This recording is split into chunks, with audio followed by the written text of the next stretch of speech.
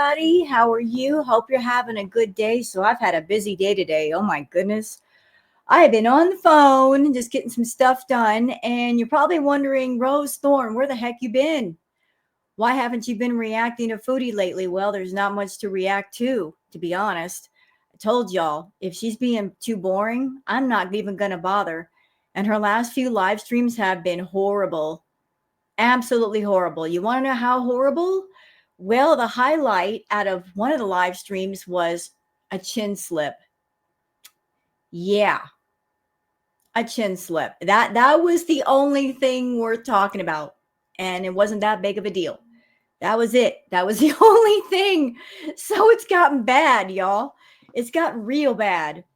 Real bad. I've just been waiting for something interesting. I've got stuff to do. You guys know that I'm going to be moving pretty soon. So my mind is on that stuff. I'm just scatterbrained. So unless Foodie does something interesting, I'm not even going to bother. I'm busy. My plate's full. So what happened today? She did a live stream and the majority of it was boring. She did a chat goal. And the chat goal was 10 yellow super chats, which is basically $100. And that was supposed to go for future Beeses, whatever that means. She didn't meet her goal, but she was all kinds of grumpy. Yeah, real grumpy. Talking about nads, talking about Salah. She was grumpy. So there is something discussion worthy here. So I'm going to go ahead and go over it. And I hope you guys enjoy. We also got some Twitter peep stuff for y'all to look at. And as far as the new cows, new milk section, I've been working on that. I was this close to reacting to somebody. I made a new intro and then I screwed it up. I did. I double checked the intro and I misspelled the word aisle. So now I have to completely redo it, but I will. And I'm going to be reacting to the person that I want to react to, but just thought I'd give you guys an update on that. So how about we get into the Twitter peeps and then we'll get into the other stuff. So you guys know what time it is. It's time for the stuff on the Bird app.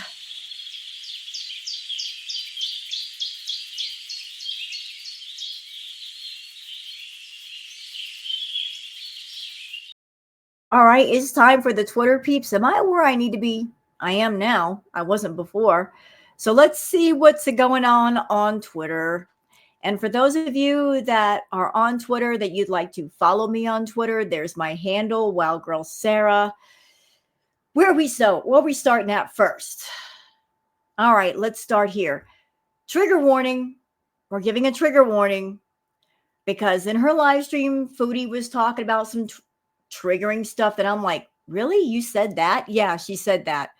So this post by Perfectly Imperfect says Foodie Beauty just admitted she knew Natter had sex videos of the woman he, poked with a stick. She knew he said he wished he had unalived her, and yet she stayed. She defended him. She gaslit her audience, calling us worse than him, when in fact she knew the entire time and chose to enable him. This isn't just hypocrisy, it's moral bankruptcy. So there she is going off. You can tell by her face and her little finger wagging in the air that she's going off. I'm here for her mad. But go ahead and say what you want to say, Foodie. Make a complete fool out of yourself. I'm here for it. Let's go. And he still had videos of sex with her, the woman he stabbed and is now dead. God rest her soul. I'm like, why do you have video? And he would show me. And it's like, why are you showing me that? Why do you still have videos if you hate her so much? That's a good question. Why does he have videos of this individual? But here's a bigger question. Why did you, as a person, once you knew that he had those videos, why did you stay? Why'd you keep seeing them? You're asking him that question. I'm asking you my question. You knew about these videos and yet you stayed. But why? Why did you? I'd like to know the answer to that. He said he wanted to unalive her.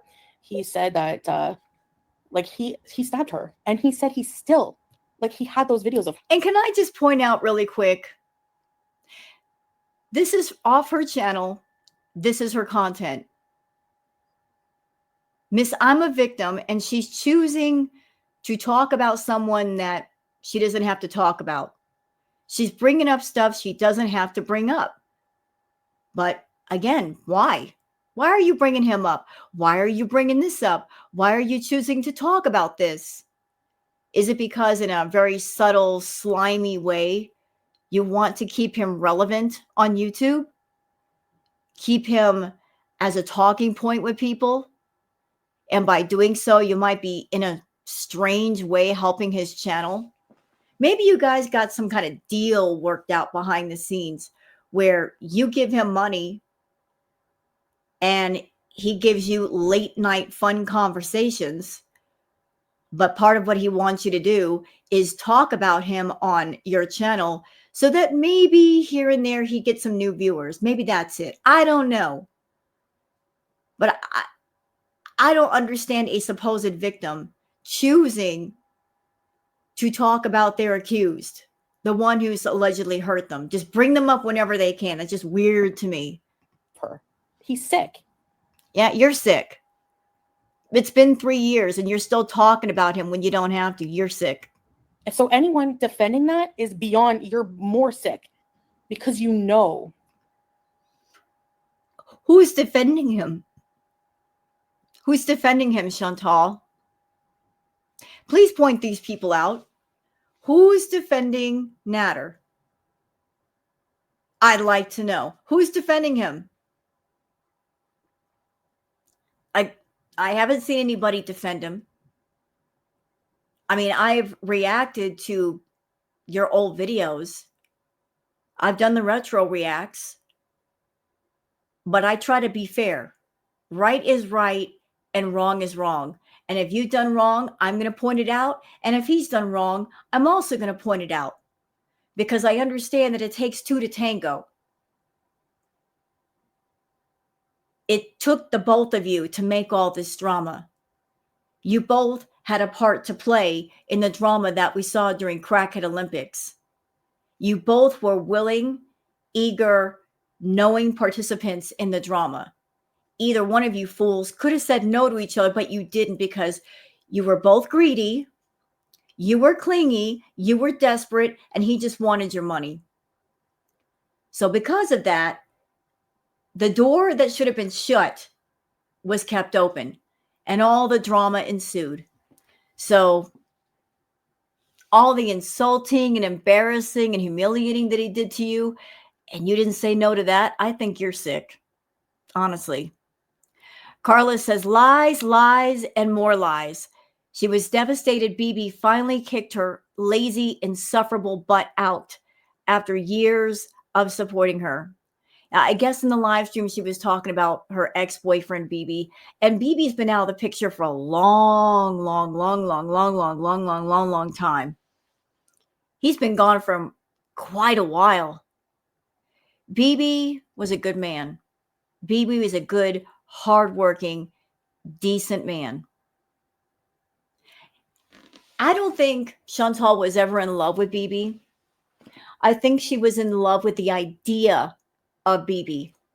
And what she liked most about BB was the fact that he was a hardworking guy. And he did have a job. And he did have a home. And he provided home and security to her. And she really liked that. She liked having somebody around that was responsible, paid the bills, paid the rent, was responsible with the money. It gave her more room to be more irresponsible. You know, if one person in the household is irresponsible, there's got to be somebody in the house holding things down, and that was BB. She cheated on BB. She did him dirty. Real dirty. She messed up a good thing with a good man. And if she cries any kind of tears over BB, it's not on an emotional level of, I loved him so much and I miss him in my heart. No, it's because he was a good man. She misses the financial security. She misses the money. She misses having somebody financially strong and stable to be around, that she can use, that she can utilize, so that would give her room to be wild and feral. And if you guys want a piece of what it was like when they broke up, I'd like to show you something. I really would. Hold on. Okay. So I saw in her stream that she was talking about BB. And she was trying to say that she broke up with him, right? I broke up with him. Remember what I said? Narcissists, they're always going to slant things in their favor. They're always going to paint a picture of I was wronged, or I'm the victor, I'm the winner. If there's a relationship, I'm the one who ended things. I'm the one who pushed the red button, not the other person. I didn't get dumped. I'm the one who did the dumping. So I guess in the current live stream, that's the story she's rolling with. Like, she told some tremendous lies about that, but I am here, Chantal, as a reactor to set you straight. You know how I'm going to do that? Oh, in a way you don't like. In a way you don't like. I'm bringing up the video receipts. Courtesy of Marley HENDRIX. The reason Foodie Beauty moved to the villa. Breaking up is hard to do. And this was released 2020, so 5 years ago. 5 years ago. Okay, so we're going to watch a piece of this. I love these old receipts. I really do. When she thinks she can rewrite history with all of us and with Girl World, the beautiful thing about these receipts, it's receipts that she gave us freely. Like, we can use her own words against her. That way she can't rewrite history. She can't tell a bunch of doggone lies. So much thanks to Marley HENDRIX. We're going to watch some of this. Her explaining the breakup between her and BB. And I'm going to leave a link down below in the description for the video. So y'all want to see the Chantal of 5 years ago? The breaking up? Y'all want to see? I'll be very happy to show you. Roll that beautiful bean footage. I'm just tired of being silent about it because of all of that like shit right now. Hey guys, so the breakup that shook Shantopoulos. Breaking up is hard to do. And this was February 8th, 2020. I know that I look like shit right now, and I'm going to try to talk and not cry. Yeah, this was a breakup we all saw coming. And why is that? How do we know this is going to happen? I'll tell you. Because of the way that she was behaving. When she got on YouTube, BB, he's not a YouTube person. He just isn't. He wanted to stay off camera, and Chantal kept insisting on putting him on camera. And to make matters worse, she was being extremely rude to BB. Despite the fact that she wasn't working, she didn't have a job. She was essentially living off of BB. BB would go to work every day and come home, and all the poor man wanted to do was watch a movie or play his video games. And she'd want to do her videos or live streams, and she would be rolling her eyes at him and complaining about him playing the video game when she was across the room, and I'm sure he could hear her. The snide remarks. I mean, it was pretty bad. She was very, very disrespectful to him. Or maybe I'm just gonna cry. I'm just tired of being silent about it because I think it's... Yeah, because it's content and you can't keep a secret. We didn't have to know about any of this. I mean, if you have a relationship with somebody, that's between you and that person. And honestly, if you care about them and they care about you, there should be a degree of respect, you know? Like, this love is between us. It doesn't have to be between anybody else. It doesn't have to be anybody else's business. We can just agree to disagree and keep the respect between us by not talking about our private business in public. If she really cared about BB, she could have done that. She could have just told her audience, look, we're breaking up. It's private. What happened is private. And I'm just going to move on. And that would have been the end of that. But she decided to do this. She wanted to exploit what was going on.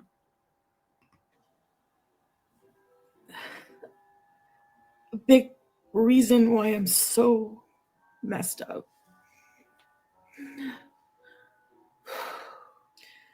And I feel like I should tell you guys because you're my audience and I share my life with you.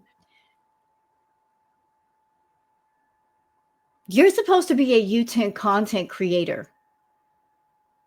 Doing videos and doing vlogs, it's not like you're putting a page in a diary. You know, personal stuff can stay personal stuff. Here's the crazy thing. This video is from 2020. And look at your attitude right now. Where you're like, oh, this is so painful. It's so painful to share this. This is taking everything I have to share this with you guys, to bare my soul. Little did we know what was to come. I mean, we had no idea, did we, girl world? We had no idea that she was about to release the Kraken on us. The things that we would hear, the things that we would be subjected to. This was the gates opening up right here. This was the moment where the gates opened and she was free to be as feral as she wanted to. And I have something to tell you guys. I guess talk about what's going on. And it's not easy to talk about. I've kind of just been like bottling it in and like brushing it off. Like, it's okay. So, BB and I decided to break up. We decided to break up. Not her.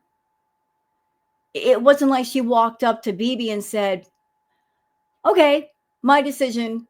I want to go. And he said no. We decided to break up. She's saying we so she doesn't look like a fool and she doesn't feel like a loser. She doesn't want to tell people that he's breaking up with her, that he wants away from her, that he's kicking her out. Chantal is a very clingy person.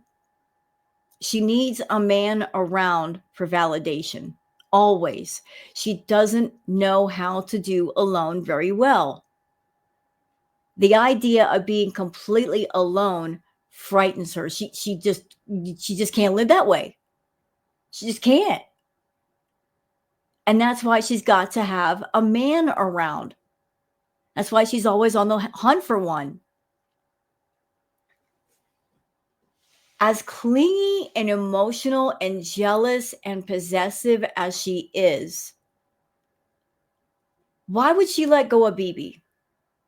If she's in a position where she doesn't have a job and all she was making at this time was YouTube money, why would she let go of BB? If he was the one making the money, paying the bills, paying the rent, does that even make sense?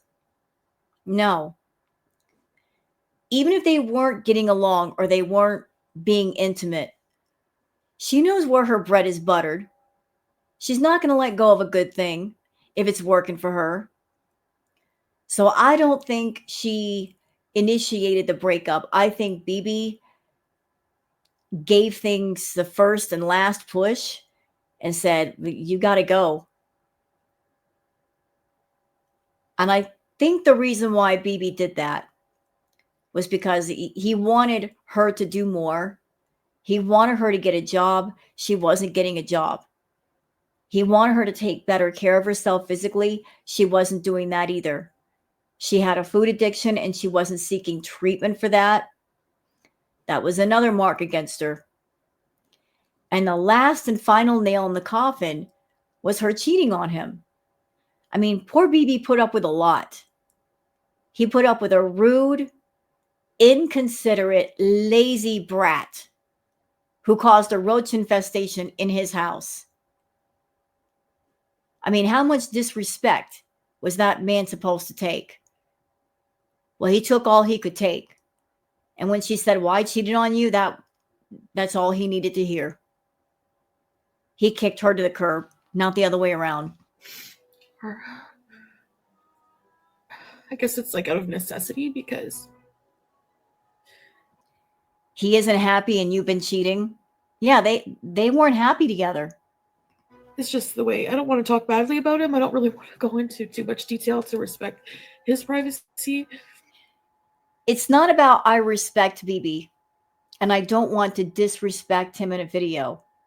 I think it had more to do with the fact that in this moment, she was still living there. And because she was still living there and under his roof, she knew that she really couldn't open her mouth too much.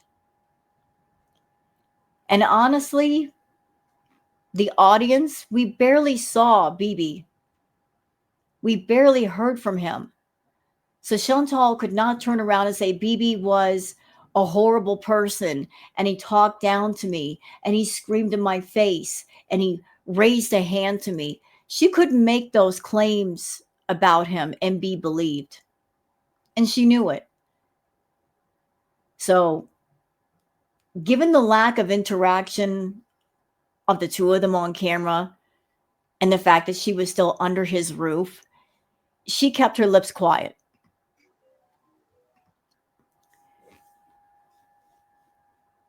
Okay, this was, I guess it looks a post from Kiwi Farms. This person says, uh-oh, I was about to say watch out, BB, but he literally doesn't care at all. Yep, BB didn't care. He reached that place of indifference. There's something worse than hate, Chantal. What's worse than hate? Indifference, when somebody just doesn't care what you do. And BB, he got pushed to the point where he floated into that place of indifference. He didn't care what you did. When a person becomes indifferent to you, or they are indifferent to you, it's over. It is over. They're not going to love you. There's no chance of them loving you. You just leave it alone.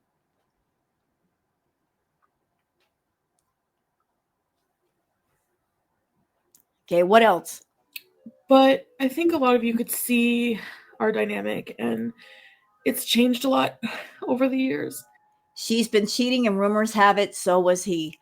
Look, I don't know what BB was doing behind the scenes. It wasn't my business, but she did tell us that she cheated on BB. We've been together for like 8 years, and yeah, in 3 of those years, they weren't intimate. Like 3 years before the breakup, they stopped being intimate.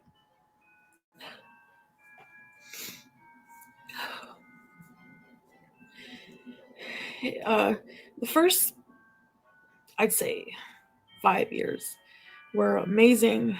You know, I never thought that I've ever been so in love with anybody. And you were in love with the idea of being in love. You know, when you're first in love, that feeling. Are you coming to cheer up, mommy? BBJ is trying to save you from embarrassing yourself. Yeah, you weren't paying attention to her.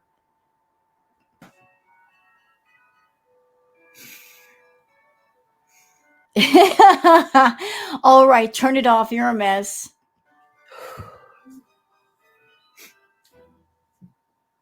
But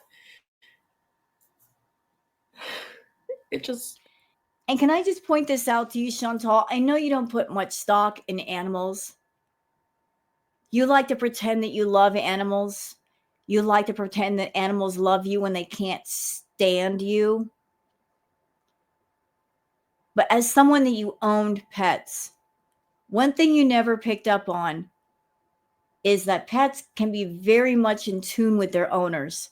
Like if you're having a bad moment, if you're upset, if you're crying, if you're stressed out, if you have a pet, they can pick up on it. They can feel that energy. So you're stressed out and you're crying. Look at little BBJ behind you. She was there to try to soothe you and make you feel better. I mean, Queen Booger over here. Booger. She's sleeping. If I'm upset, if I'm feeling upset, if I'm feeling stressed out, Booger can pick up on it immediately. And she comes over and she's in my face and purring, and she's doing what she can to help out her mom. See, you don't value what you should value. You don't recognize the value in what you already have. And because you don't, you throw away what's valuable, and you're always running after and reaching for that which has no value. You pass up the real gold for the fool's gold.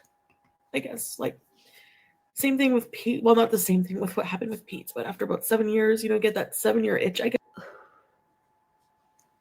Okay, I guess this is part of what happened with her when she met BB while clubbing in Ottawa. She was then engaged to James, who is Pete's, who lived with her in Cornwall. She commuted the 30 minutes for the first little while, college, until she met BB and moved in with him. While she was still engaged, James, Pete's, pretty much woke up one day to find her packing her stuff. Yeah, isn't that awful? That is so awful, isn't it? Her and Pete's have known each other since high school. And you want to hear something amazing? Not in a good way. When she and Pete's met in high school, a lot of people bullied him, picked on him, including her and her friends. She said nasty things about him to her friends, but she secretly liked him. And then later on, she persuaded him to be in a relationship with her, even though he really didn't want to. He wasn't like madly in love with Chantal. So she got with him and she used him within an inch of his life. She was engaged to Pete's. And she cheated on him so often that he said to her, I don't care who you sleep with, just don't leave me. And I've also heard like her just packing up and leaving. That happened more than once. But she was with Pete's when she found BB.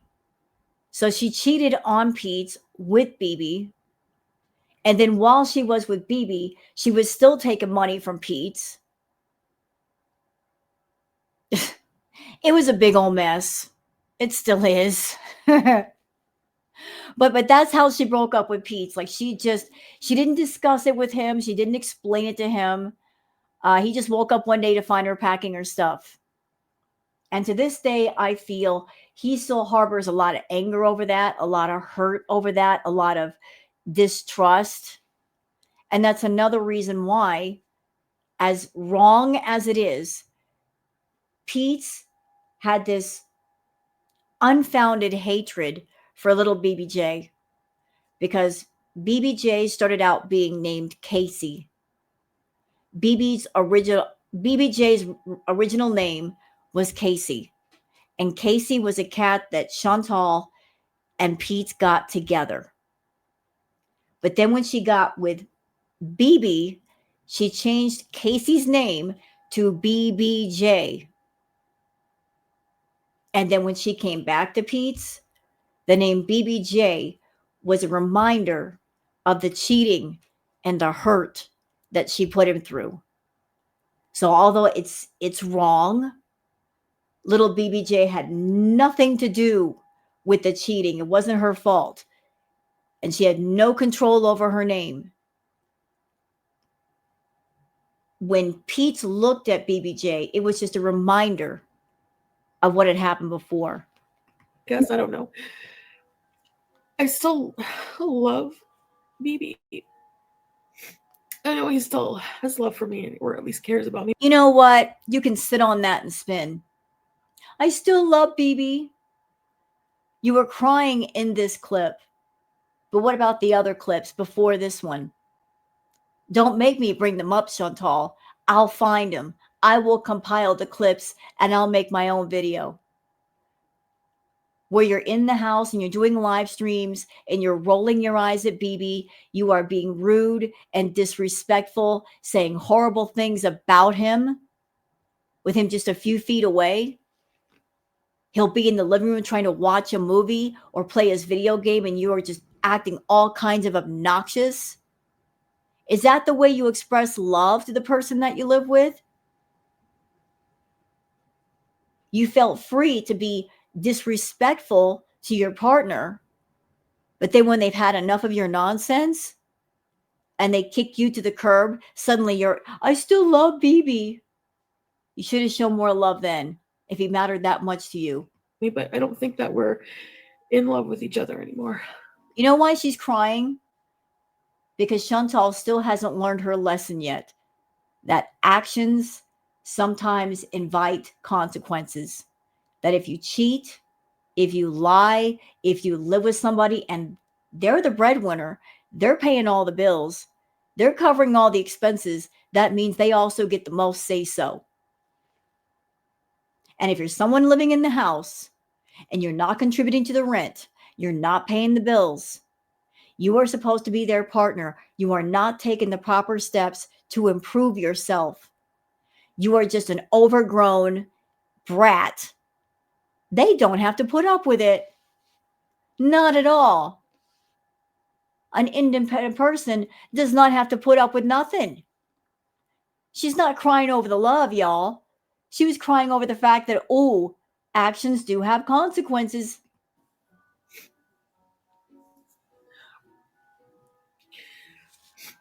Not right now, BB Tunes. And I think that we're just not compatible. You think? Gee, what gave you that idea? What gave you that idea? He's a hardworking, decent man, polite, upstanding, and you are a feral forest beast. You know what? I take that back. My apologies to the animals in the forest. You are decent. You've done no wrong. I'm sorry to compare Chantal to you, but you guys get what I mean. She's a wild child, this one. Of course they're not compatible. I think that I'm really messed up. And he's so normal. Can I just say something? And okay, we'll read this part first. Also, this breakup occurred about 3 months after her hysterectomy. So BB was a gentleman and he stayed to help her after her hysterectomy. He did. He did. He was also there for her when she had to go to the ER for eating too much cheese. That's right. She has no gallbladder. She shouldn't be eating cheese. She ate so much cheese that it sent her to the ER. Give her like a little medical emergency. And you would think that would teach her a lesson. You know, maybe I shouldn't eat cheese, at least that much cheese. And she's still eating it. BB tried. He really tried. Her problems, her issues, they're way over her head. They're way over his head. She's got a food addiction like nobody's business. That requires professional help. It's help that he can't give her. He encouraged her in the ways that he could. He encouraged her to eat healthy. He encouraged her to go to the gym and lose weight. He did what he could. She just didn't want to stick with it. He was just a decent man asking her to be decent, to take care of herself, to be healthy. She wasn't interested. So BB made the decision, you know, I'm a decent, hardworking guy. And if I'm going to spend my life with someone, if I'm going to invest my feelings and my time and my energy into someone, I'm going to invest all of that in someone that actually gives a crap about themselves, someone that will be around for a long time, someone that I can walk through life with and they'll be with me until my very last day. And I could be with them until their very last day. They won't pass away early. And he made the right decision for himself.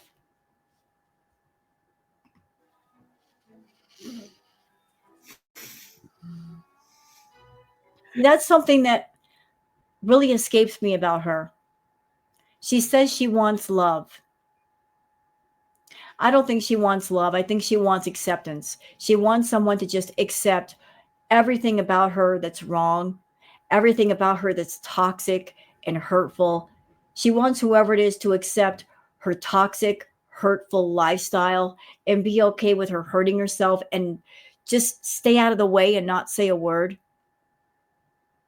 She wants someone to love her. But what person is going to love another person who actively is hurting themselves? What person wants to fall in love with another person that you don't know if they're going to be here next month or next week or the next hour? Usually, the way it goes, you pick somebody in life that you have a lot in common with, that you support each other, you understand each other, you get each other. You want to spend your life with that person. But someone like Chantal, you look at her and you're like, I want to love her, but I don't know how long she's got on this earth. And the way she's going, she doesn't have long at all. So is it worth it to fall in love with somebody like this if they're not interested in living? They're interested in getting closer to dying.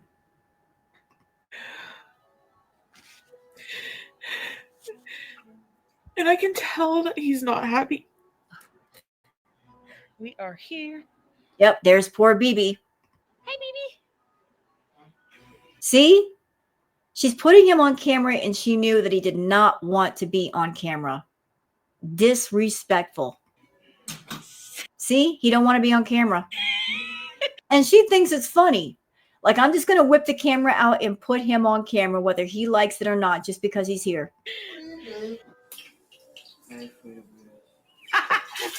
Oh, God. Look at those eyes. I don't want to be here. She's doing a mukbang.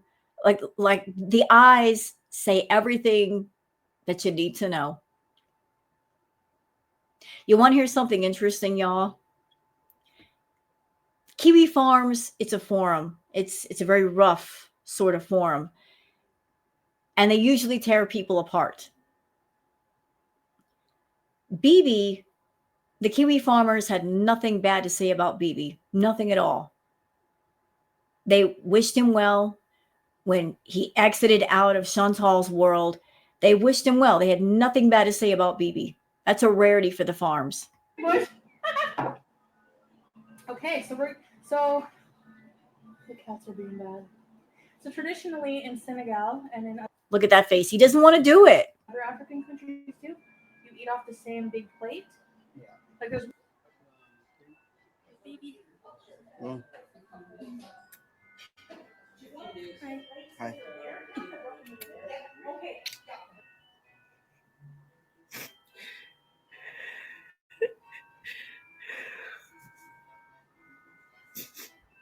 Queen BBJ.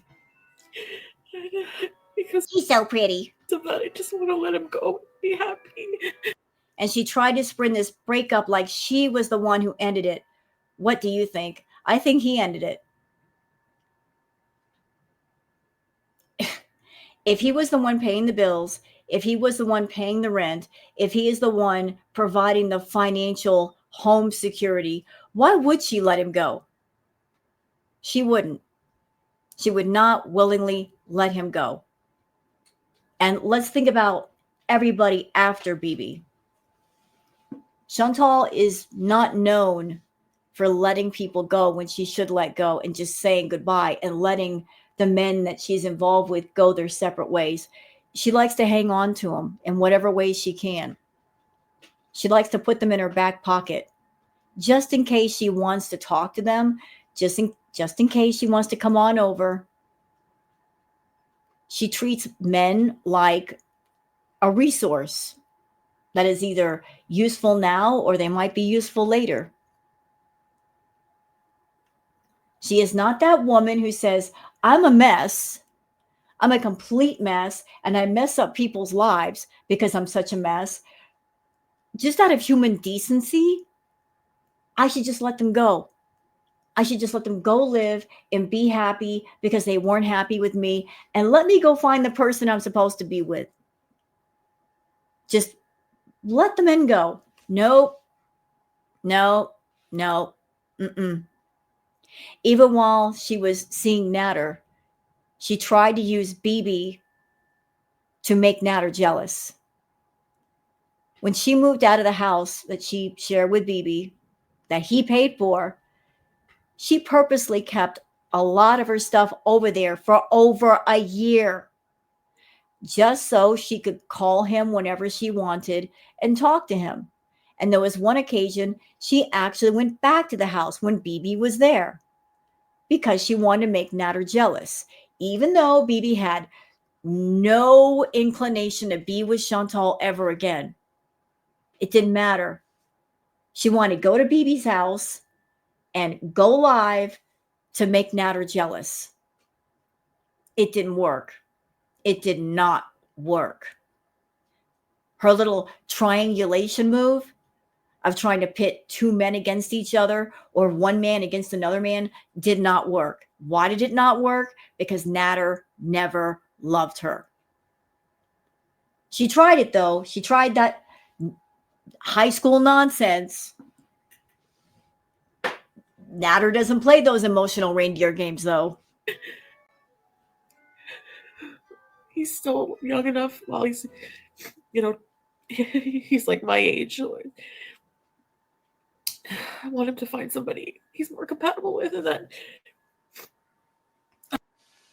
Yeah, in my opinion, I think this had a lot to do with BB wanting a family and something to do with the hysterectomy, my opinion only. Yeah, yes, that's true. BB did want a family. And if Chantal had a hysterectomy, then children were not possible. I'm sorry, I'm ugly crying. I'm crying about it yet. That he can be happy with, have a family. Something that I'm just not meant to have. I want to share something else with you. You know what, Chantal? I can't speak for BB. I am not in his mind nor in his soul. I wonder. I really do wonder. Yes, he may have wanted a family. I don't know how badly he wanted one. But I'm seriously wonder that if you had improved yourself, if you had taken care of yourself and gotten a hold of your food addiction and went out and got a regular job and been more responsible and not cheated on him, if he would have stayed with you. I don't think his decision to basically get rid of you, it was based solely off of, I want children and she can't give me children. I think it was a collection of things, a collection of negative things that just kept building up and building up and stacking up and stacking up. And he just had enough of that negative wall in his face. You weren't working. You weren't making money. You caused a roach infestation in the house. You were rude. You were obnoxious. And now you're a cheater. So he has all kinds of reasons to get rid of you, but no reasons to hang on to you. He can't even look at you and say, well, she is a mess, but she's loyal and she's faithful. You crossed that red line. Once you did, that was it. That was enough. I know I'll get a lot of hate for. I feel like it's karma because Yeah, it is. It is karma. You cheated on Pete's. Then you cheated on BB. Then you had to deal with the results of your cheating. I had an abortion. I don't know about that. I don't know about the karma for that. Like, I think in this moment, If you were dealing with any kind of karma, it was Pete's cared about you. You cheated on him. You wiped your funkle feet on him.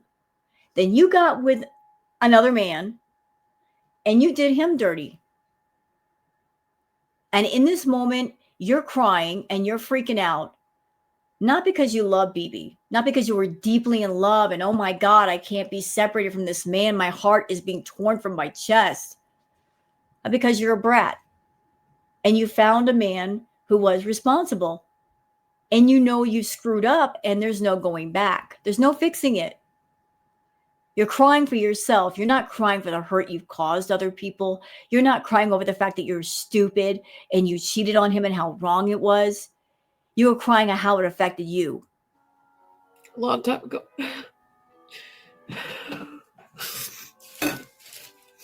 When I was with Pete's, I was on the pill. This is stuff she did not have to share on YouTube.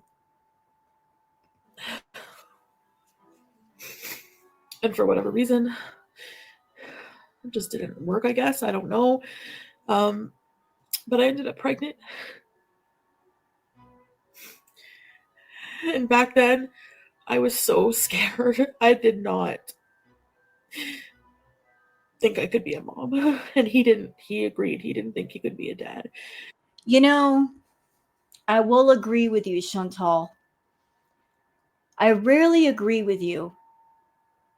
But I think, given who you are, the way you think, the way you behave, I don't think you would have been a good parent either. And I don't think Pete's is in a position where he would be a good father. I just can't see it. You and Pete's lack grounding. Neither one of you are grounded or sensible or even tempered. Being a parent to a child is one of the most important jobs in the world. And I tip my hat to anybody out there who is a parent, whether you're a single parent doing the doggone thing yourself, or you're two people in the house acting as parents. It takes all you got, doesn't it? You sacrifice a lot. And anything in you that's good, you try to pass that along to your children, because you want those children to grow up and be the best, most well adjusted, smart, well thought, well spoken people they could be. You want to set them up for success in any way you can. You pass on your goodness to your children.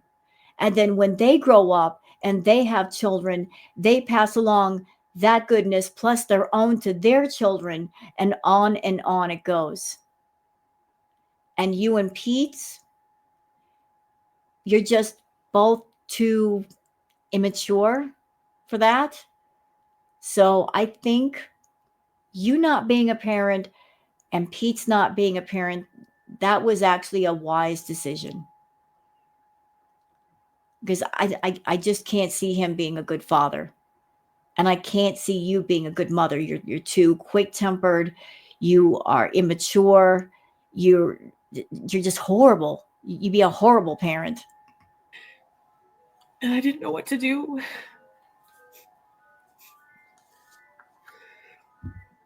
And it was early enough that I thought, okay, you have to make a decision. So I made that decision, and it haunts me to this day. I feel like, it's like karma. Yeah, exactly. The question: how is this breakup karma for that situation? Though I I'm confused too. I'm very confused. What? No. If there's any kind of breakup karma happening here, it's because you were with Pete. You cheated on Pete. You left Pete out of the blue. This guy that was engaged to you, that really actually cared for you. And you went with BB. And then you cheated on BB. And I don't know, maybe you thought that BB would be a lot like Pete's. And if you cheated on BB, he would just be, okay, Chantal, it's okay, and let it go. But he didn't. You learn too late. He's a whole different person with a whole different approach to things.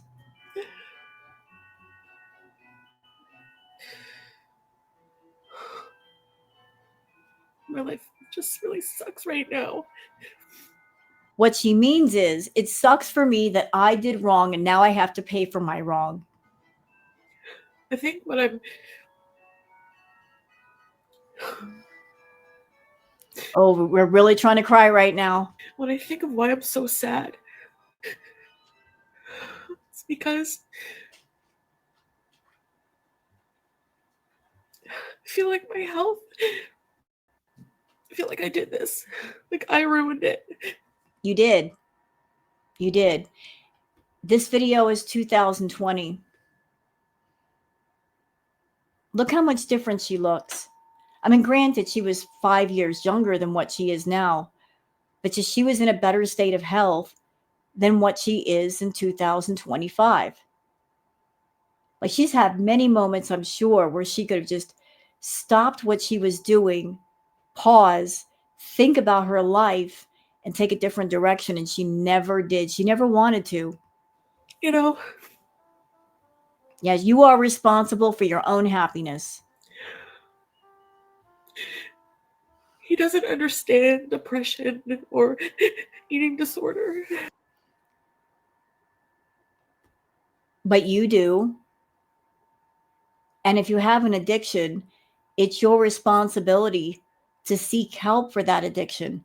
And there are many resources. Even back in 2020, there were resources. There are clinics. There's inpatient. There's outpatient. There's online stuff. You weren't interested in help. You were interested in monetizing the hurt. And The hurt that you caused yourself and you continue to let happen. we're just not compatible. Like, he's not a big communicator, very emotional, or, you know. Chantal has stayed the same over the years with BB. No improvements to her men's physical health. And I'm going to say it again. I've said this before. Chantal has a type. She does. And she picks people based on appearance rather than, are we compatible on other levels? For some reason, she gravitates towards the guys that maybe are a little bit socially awkward. Maybe they're quiet. Guys that don't want to be in front of the camera. Guys that she can essentially try to dominate. She wants to be the dominant one. She wants a man to be submissive to her so she can be a brat and nobody will fight back against her. And then when she met Nads, he's not a submissive type personality.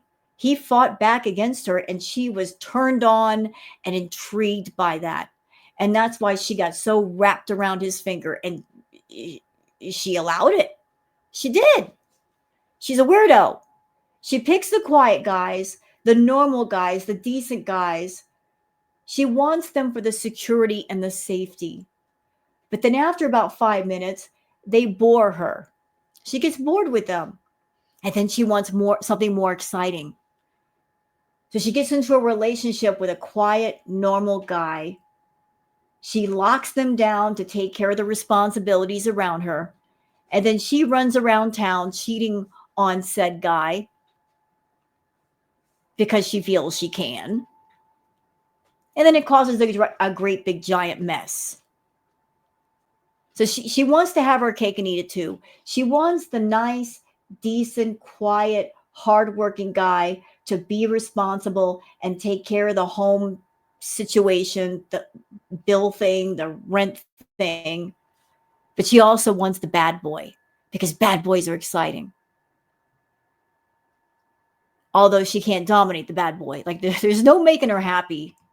Like a complete opposite of me, and I always need reassurance and attention. And Chantal, your problem is you want too much attention. You do. Your need for attention dominates everything else. You want too much attention. You wear people out. You probably know this about yourself and you just don't care. The amount of tension that you require is suffocating to whoever the person is that you've got your eyes set on. They're not allowed to have a life. They're not allowed to have their own social lives or activities or hobbies. You dominate every second. And you wonder why they run away. They have to run away in order to breathe. Because when you walk in the room, you suck all the oxygen out of the room and they can't even take a breath. And yet you continue to be clingy and jealous and possessive and controlling, and all of those qualities will drive people away, will make them run away. It's just not there anymore, and it just can't be fixed. It can't. I know it can't. I know it's a dead relationship. It's been for a little while. But sometimes it's easier to stay together. So shortly after this, she moved into the villa. Do you think Chantal's moving because of Nads? No, he wasn't in the picture at the time. Like, this is our home, you know? Even though there's roaches. No. Stop right there. What'd you just say? Say it again. Easier to stay together. Like, this is our home, you know? This is our home. No, it was never your home. It was his home, and you were just living there. You never paid the bills. You never paid the rent. You weren't even like doing the housework and contributing that way. You were living off that man. You may have had your stuff there. You may have taken a shower there sometimes, but it was never your home. It was his home, and you were just a guest. No. Even though there's roaches. I wonder where the roaches came from. I'm sure there wasn't a roach problem until you moved in. Could it be because of all the pizza boxes you were hiding in the closet? The filth that you were bringing in and you weren't cleaning up? I think so. So, it's like stagnant, you know? And something has to happen. And I'm just scared. I'm scared. And how did she handle that fear? She latched on to Pete's. At the time, Pete's had money. He had good credit. She had a bankruptcy on her record. So she went crying to Pete's, the guy that she cheated on, the guy that she lied to, and said, "Help me, Pete's. Help me get out of this mess. Let's get a place together." Although it wasn't them getting a place together. He put his name on the lease. She never put her name on the lease. So he was legally obligated to anything that happened to that villa. And when she moved out and went to Kuwait, she stuck him with a $5,000 damage bill to the villa that he had to deal with. That was her thanks to him for saving her in this moment when she has no place to go. But she moved from one guy's house to another guy's house. Because I don't know what I'm going to do with my life. I have so much I have to do. I just feel so overwhelmed. Yeah, she's always overwhelmed until somebody saves her and then she learns nothing. I feel alone. Even though people offer me help, I don't feel connected to them. You know? I feel like I just want to go live with my aunt in Jamaica for like a while. But I have my cats. I can't leave my cats. I could never. How times changed. I can't leave my cats. Boy, didn't that change. She went from I can't leave my cats to I can leave my cats, and I will leave my cats, and I will neglect my cats, and I won't care what happens to them. I'll leave my cats.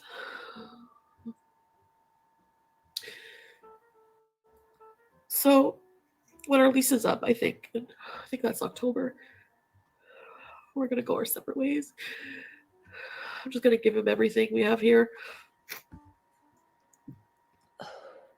The place had roaches. I kind of think she was the cause. Poor BB. Yeah, she was. I don't know. I don't really want to live alone. I might move back in with Pete as roommates. We were roommates before. We work well together. You could do videos with me. So she's planning on moving back in with Pete. He is like her lifesaver. Save me from disaster, Pete. Otherwise, I'll have to do some adulting and figure this out myself. It's a shame that Pete did not let her figure it out by herself. She might have been a different person. She might have learned from the experience. She might have been a bit more responsible. I feel part of Chantal's problem is that in moments like this, when she could have learned to save herself, somebody came along and saved her. Too many people have coddled her and enabled her and helped her when they shouldn't have. And because of that, she never learned. She never learned to be independent or strong or stand on her own or be responsible. She always relied on other people to save her from the messes that she created for herself. He's very supportive.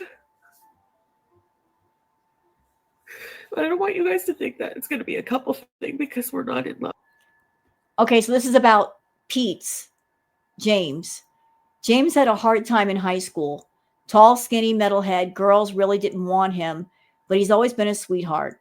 She met him through my ex, his brother Dave, who she still makes fun of because he's so thin with bad teeth.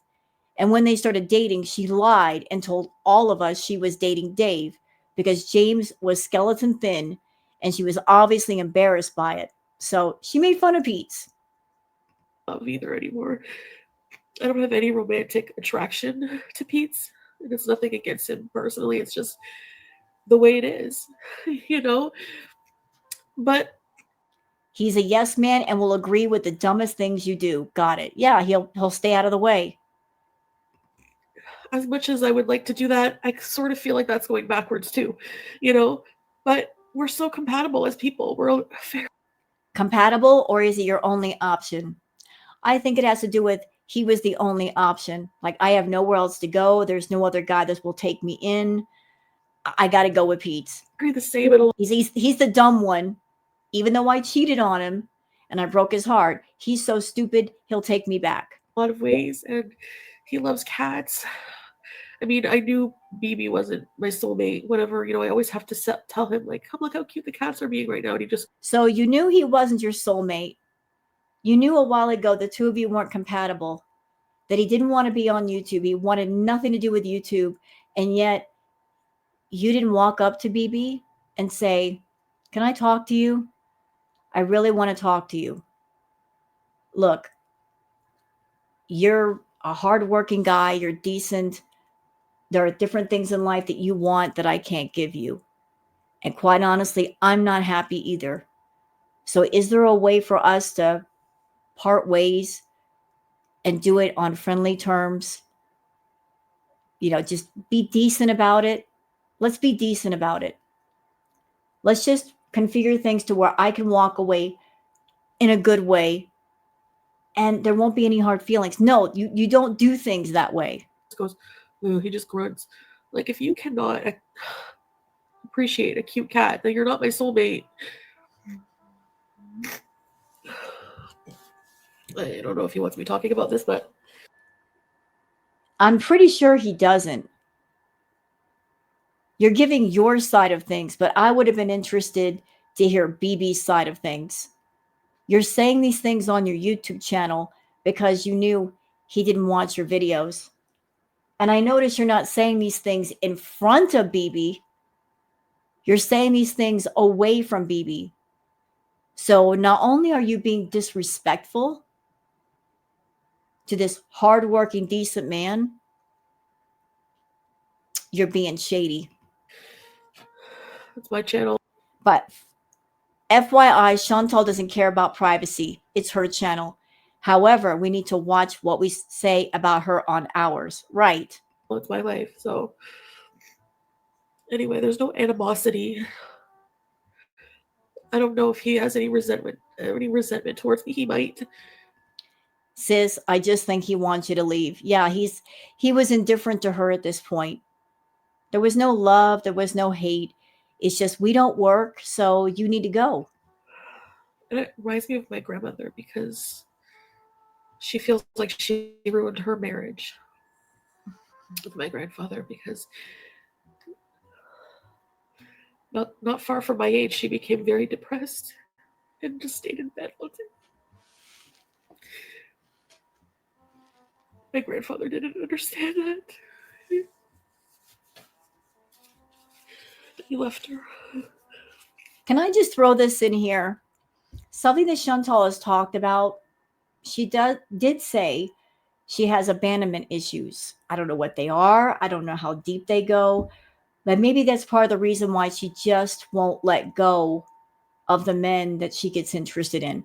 Even if they're not right for her and she's unhappy with them, she just won't let go. She has abandonment issues.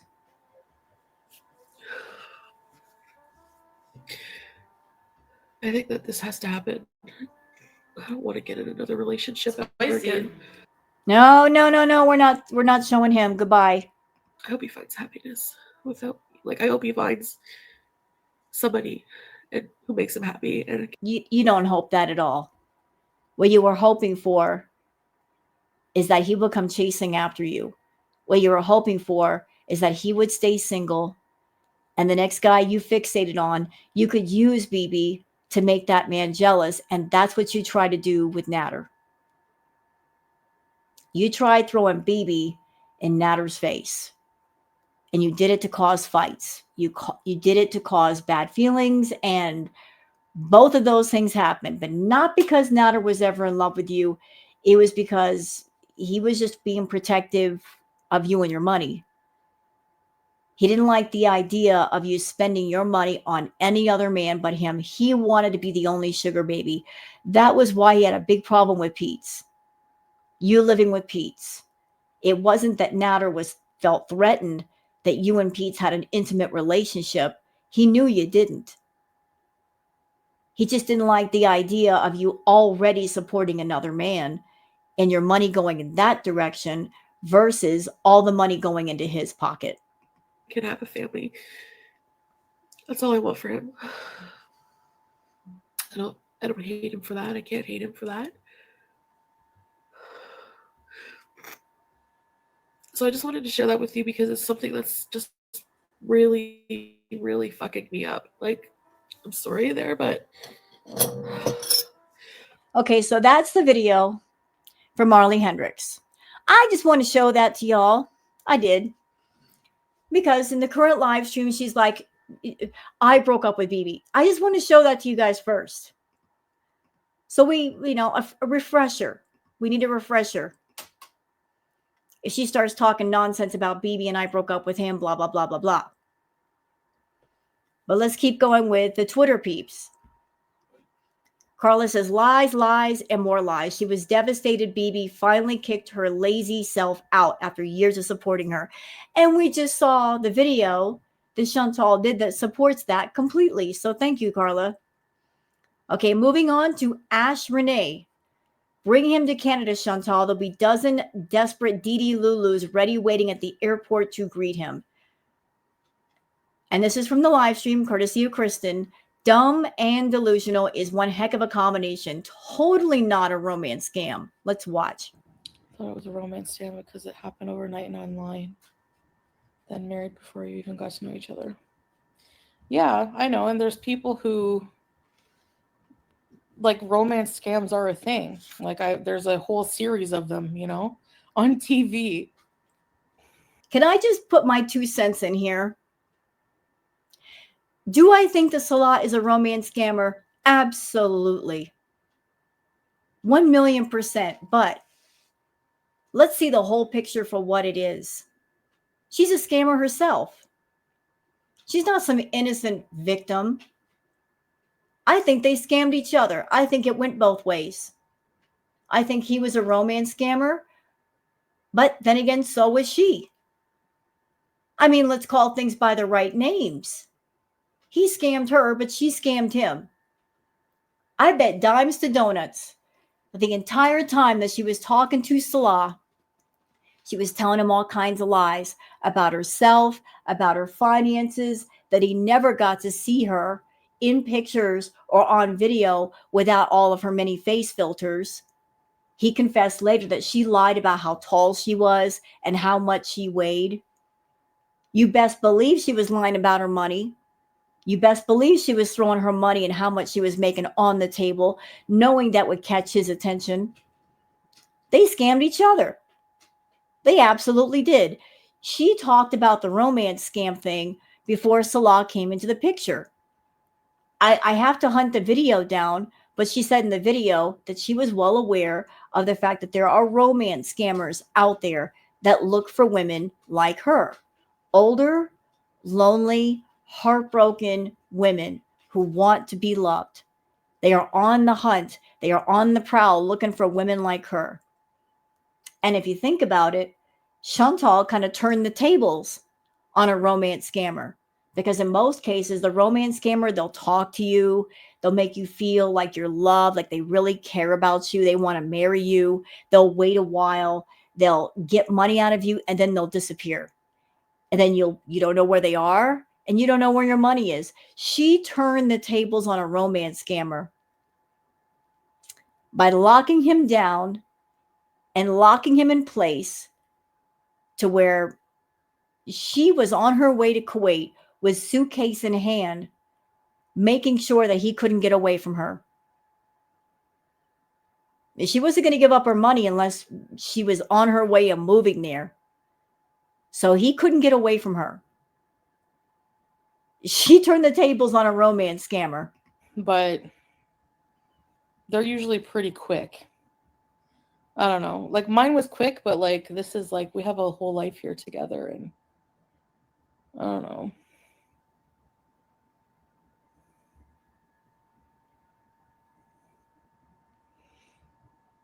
I hate to sound conceited, but like who's he gonna find better than me? A lot more people. Who is he going to find better than me? Define what you mean by better, Chantal. I mean, different people have different ideas of what better is. Could it be someone in better health, or better finances, or better off financially, or better as how they spend their time or their money or who they are? I mean, everybody's got different versions of what they consider better. So when you say, who is he going to get better than me? Show me or tell me what it is about you that's better than other people. Your finances are in the toilet. Your health is terrible. You could have a medical event any minute. You're a liar, so you're morally bankrupt. You're gross, you're disgusting, you're vulgar, you're offensive, you bad with your hygiene. I mean, I could keep going all day.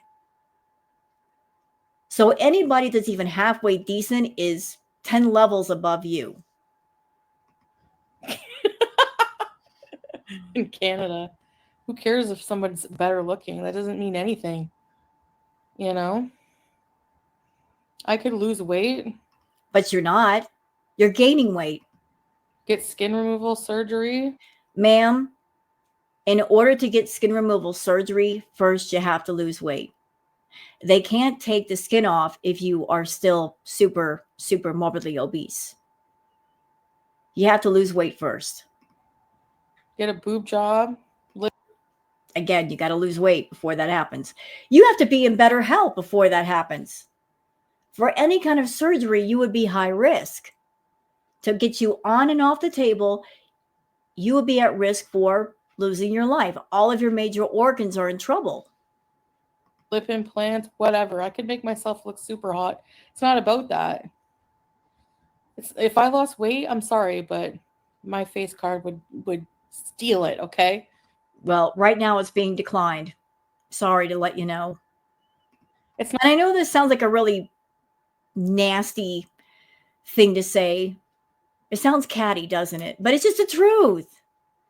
Your face card keeps getting declined for a reason. Not about that. We have like a connection, like a connection. You mean your bank account connection? Your PayPal connection? Or is the connection Cash App? Oh, that's what she means by connection. Okay. You know, she is equating connection to bank account numbers and routing numbers. Got it. Okay, that makes more sense. you know, there's things about me that he loves like a lot that he won't Yeah, like your bank account. find in anybody else. Yeah, like your bank account. That take years to develop a relationship, like a good relationship. Well, it's been years. It's been 3 years. And the two of you are no closer than you were when you first came there. The only difference between then and now is now he has much less tolerance for you. He's figured out all of your games. He's not putting up with your nonsense, and you're not able to get away with the manipulative games that you usually play on people. So the game isn't as fun. But go ahead, Chantal. Do you know what I mean? No, I don't know what you mean. And I never know what you mean, to be honest. You confuse me. All right. Daryl says, my favorite is her narrative that she left him after the SBL videos came out. I guess she's talking about Nads. Glad Snowflake highlighted her leaked recordings telling Nads, quote, pretend like nothing happened when the SBL videos came out. The SBL videos came out in July of 22, and she chased him until going to Kuwait in November 22. So the SBL stuff came out. She was still chasing him. And for those who are wondering, what are the SBL videos? Sam's Bar Lounge. So for those who don't know what that is, it's a channel that was created. Rumor has it that Chantal was behind it, where Nader and Dee Dee, the content was very triggering. It looked like DV. It did. It looked like DV was going on. Succulent F, talk about her and BB. They didn't share a room for years. That's how she caused the cockroach infestation in the building. She was hiding food boxes in her bedroom closet. I will never believe that she broke up with BB. He broke up with her. Foodie Beauty lost her crap when it happened. She then stalked him. Well, we just saw the video, didn't we? Did it look like she was calm, cool, and collected, and she was the one who threw down the gauntlet and made the decision? Oh, no. No. That was BB making the decision, and she was not happy with it. Perfectly Imperfect says, can I just say, if a man I dated ever pulled out a sax video of him and another woman to show me, I'd be out the door so fast I'd leave me a me-shaped hole in the wall like a cartoon character. Foodie Beauty has no dignity or self-respect. Right. So if Nads pulled out a video of himself and another person and showed it to her, why? I mean, that's a red flag, but she didn't mind. She did not mind at all. Okay.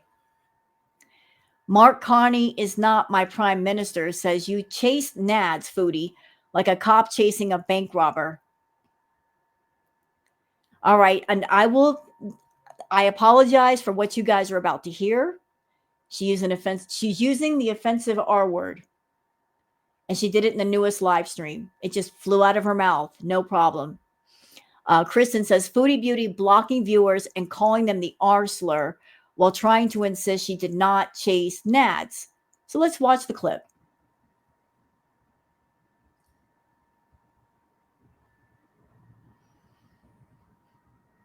Exactly, Carolina. Right? And yeah, of course, like I was hooked, like I was in it. Like you don't like, are you like, you people are seriously, I'm sorry, but you're retarded if you I'm sorry for that word. think that he didn't fucking off camera say things like love bombing constantly. I love you. No, that never happened. I guarantee it never happened. No. No, he did not. He did not love bomb Foodie. And if he did, it was because he's a scammer. Nads is a scammer and he wanted money. And he said what he had to say to get the money out of her pocket. He knew how thirsty she was for the words, I love you. And I'm not taking up for Nads. He's a scumbag, okay? He is. Always will be. Nothing will change my mind about that. He's a bad guy. But she's a bad person too. So the love bombing, it wasn't about honest love. It was, I'm just saying what I got to say to get the money back out of her pocket and into mine. I'm not seeing anyone else. Like the lies, the lies, the lies. I want to be with only you. I want to see you every day. Blah, blah, blah, blah, blah. And then, like, obviously you're going to be hooked, spending so much time together. The first night, feeding me this whole story of his life and just making me feel bad for him. What about you, Foodie? You're leaving out parts of the story, aren't you? What about the first night you went over there, or the first few nights you went over there, and you were telling Nads, don't go to work. I'll just give you money. That's what you said. You said, don't go to work. Don't worry. I'll give you money. Even then, you were spinning your web around him. You were cocooning him in the silk of greed and laziness. What you did with a purpose. You wanted him to get used to not working. You wanted him to be codependent, not independent. You didn't want him having his own job and his own money, because if he had his own job and his own money, you couldn't control him. And maybe he would do to you what BB did to you. So you lured him into your web. Step into my parlor, said the spider to the fly. Don't go to work, Natter. I'll give you money. Just stay home with me. And you showered him with money and gifts, and you paid his rent and his bills, and you bought him an iPhone and an iPad and took him out to dinner and paid for expensive hotels and party favors. Everything you did was for negative, toxic purpose. And then you took it a step further. On top of the gift giving and the money spending, hey, let me create a channel for you. Don't worry, I'll do everything. I'll create the channel. I'll hook it to my Google AdSense. I'll pay you once a month, whatever money your channel makes us. I'll film the content. I'll edit the content. I'll make the thumbnails. You did all of that to spend more time with him, to integrate yourself so much into his life that he couldn't get rid of you. You wanted him completely dependent on you. And the big stupid idiot didn't stop and realize that. He just let it happen. Oh, well, she wants to do all this stuff and she wants to give me money. I'm not going to stop her. Not realizing the hole that he was digging himself.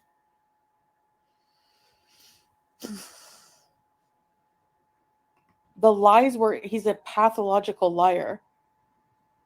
And I find it funny that the biggest liar on YouTube is screaming about somebody else lying to her. And then whenever they mess with you emotionally and leave you confused and wanting, like, you want validation from them. So the chasing you're talking about, making it look like I'm a desperate little loser, it doesn't. But you are. You are a desperate little loser. Hate to break it to you, but you are. And you proved it by being with Natter, not letting him go. And then to make Natter jealous, you started things up with Salah. Come on, Chantal. Tell the truth. This whole thing with Salah for 3 years, it started out as a get back maneuver. You want to get back at Natter. You want to 2 middle fingers up. Screw you, Natter. Screw you. I spent all this money on you and I'm entitled to a relationship and you're not going to give it to me. Screw you. Everything I gave you, I can give another guy, a more attractive guy, a younger guy. Nah, that's what it was. It was you being childish and angry and bitter that you didn't get your way. Salah was a rebound in another country that went on way too long. Way too long. You did it to get back at Natter. You were angry. You were hurt. It was you lashing out against the hurt. It was you telling Natter, hey, you were my sugar baby, but if you don't want my sugar, somebody else will. And maybe you were hoping that he would come running back to you, Chantal. that he would feel a sense of panic and urgency and go, wait. I'm sorry. I'm sorry. I'm sorry. Come back. Never happened. Never happened. Hold on. Okay, we're back. So you were waiting for Natter to come back. It didn't happen. Plan failed. Plan backfired. But because you carried on with Salah in public, you made it into a story arc. You had to follow through with it, didn't you? So you did. You went there. You went the extra mile.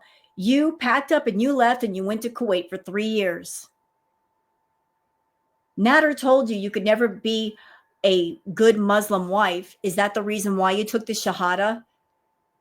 Is that why you put on the hijab and the abaya? Because Nader told you you would make a good Muslim wife, and that was another way for you to put 2 middle fingers up and say, screw you? I think so. I really think so. You went to Kuwait because you had something to prove, although you proved nothing except the fact that you are nothing but a dumb fool, that you don't know how to let go of things when it's time to let go, that you operate under hurt and bitterness and revenge. That's all you've shown us. That's all we've seen. It's so crazy, the victim shaming. You people are fucking sick. You know what? I will victim shame you.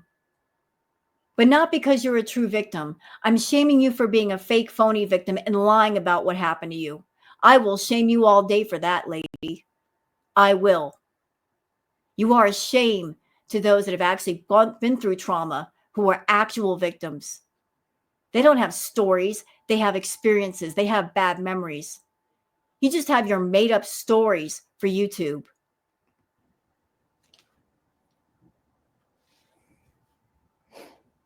Goodbye, mouse cheese. I don't want any people clutching their pearls over the R word. Get out of here. Fuck out of here. Yeah. You know, the few clips that I've seen on Twitter tonight, I don't know what she was doing, but she was messing with the nose a lot. Like, did you stick something up your nose, Foodie? Did you inhale or snort something? Because you just kept messing with that nose. Jekyll and Hyde personality, exactly. They make it sound like I was chasing him and he wasn't giving me anything. You were chasing him. You were. You were paying for all of Nad's expenses. You were the one going to his house. You're the one that had to drive over there. Nader wasn't even driving. So every time you saw him, you had to go to him. And on a rare occasion, when you were at the villa, you would call an Uber and pay for the Uber to pick up Nader and bring him over there. But he never drove to see you. It was you always driving to see him, even when he went to Montreal. You would make the, 2 or 3 hour drive to go see him back and forth. So who is chasing who? You know, get out of here. Maybe not on camera a lot of the time, because he was trying to make, obviously, because I was outing everything. He would look like an idiot. You were looking like a bigger idiot because you were the one chasing him. You were the one paying for things when you didn't have to. I mean, he is an idiot. He is a sleazy, bad boy idiot. But you wanted control of him. You wanted to turn him into a servant. You wanted to buy him. And you thought, once you spent money on him, that he belonged to you. And you were entitled to him, and you never were. I was called, I would go online and call him an abuser, make fun of him, gonorrhea, this and that. You think he's going to come online? People are dumb. I know. Blaming the victim is they're so stupid. I'm not blaming a victim. I'm blaming a predator masquerading as a victim. And it's even if I was chasing him. Even if. Interesting. Even if, you're putting the disclaimer there. Even if I was chasing him, either you were chasing him or you weren't. And you were. You definitely were. Even after the said allegations, I just did a retro react after you put the allegations on him and went to the cops out of revenge. You went over to his house with coffee and green products. And then you got outed some more. We caught your reflection in the barbecue knob at the hotel. You were busted. And then you go into hotels and motels to meet up with him. So who is chasing who again? Doesn't give him the right to be abusive. So what does that even matter? You focus on that. Me going to his house once, looking in the window. You use that as the main focus, not what he did. You people are There's what he did versus what you say he did. And granted, none of us were in the room when the two of you interacted with each other. We weren't there to see what happened with whom. We were not in the room as firsthand witnesses to see anything. We have your side, we have his side, and then there's judging by character. And what we know of you is that you're a liar. And a lot of the things that you say do not make sense. You swore that he was physically abusive. Chantal, there would have been evidence of that abuse if there had been evidence. You told us once, he hit me so hard I saw stars. Never saw a bruise on your face, girlfriend. No. And your very fair skin, that would have been noticeable. You said that he put out a cigarette on you. Where's the scar? That would have left a scar. You lied about that too. Then you went to the cops. Not because he'd been physically bad to you. You were angry. You lashed out in furious anger out of revenge. So you look at things like that and you say, what is the probability of this person telling us the truth about what happened to her? The percentage is 0. 0. And having a argument with somebody and someone telling you, no, I don't want to be in a relationship with you. No, I don't want you being over here does not equate abuse. No matter which way you look at it, you can't say that's abuse. It's just somebody saying, I don't want to be around you, go home. Abuser, sympathizers, and you're disgusting. No, you monetize DV and SA. You're disgusting. Trying to purposely trigger people in your own audience to give you money using those subjects. You are foul. You are vile. You are disgusting. Lying about things that happened to you. Not being sensitive to the fact that those things might have happened for real to people in your own audience, and you're wanting them to feel a certain way and give you money based on that feeling. You want to open up their scars, looking for the dollar bills that might pour out. That is freaking disgusting.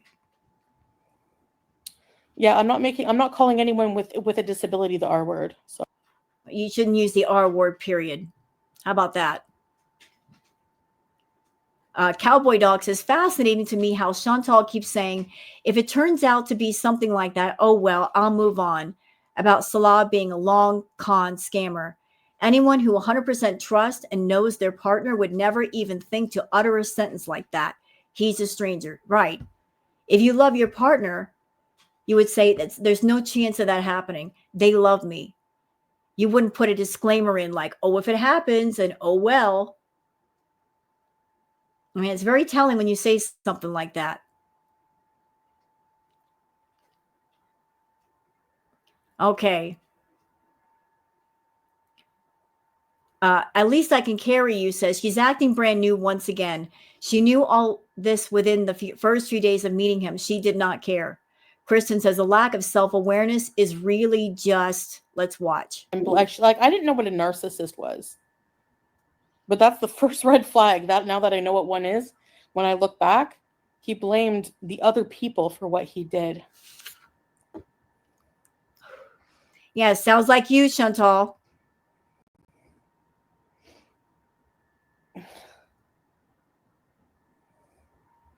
And he still had videos of sex with her, the woman he stabbed and is now dead. God rest her soul. And you have to wonder what happened that she would bring this up. Why is she bringing him up? Why is she talking about this?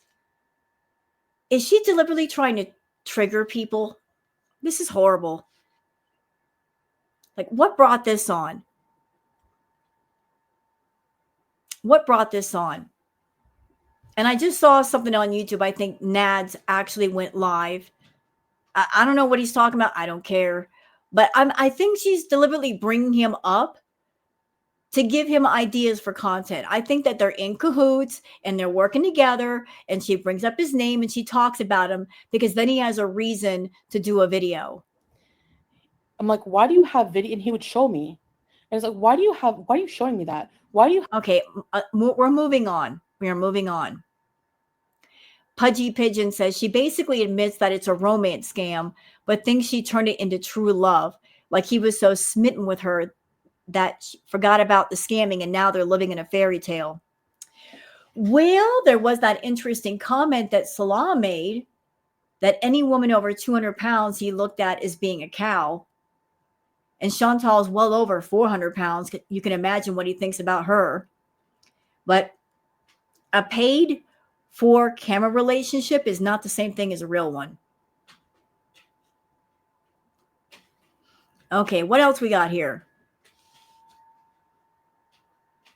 Malarkey Meter says, everyone knows Nader is an abusive POS. Guess what, Foodie? You can't be a victim and a villain. You can be a victim and a villain at the same time. You forget a lot, and that you admitted to exaggerating the hurt for the police. But let's keep talking about morals. We'll be here all month. Really? Let's listen. Yeah. Jekyll and Hyde personality, exactly. They make it sound like he was like I was chasing him and he wasn't giving me anything. You know, like get out of here. Maybe not on camera a lot of the time because he. Okay, we already saw this clip.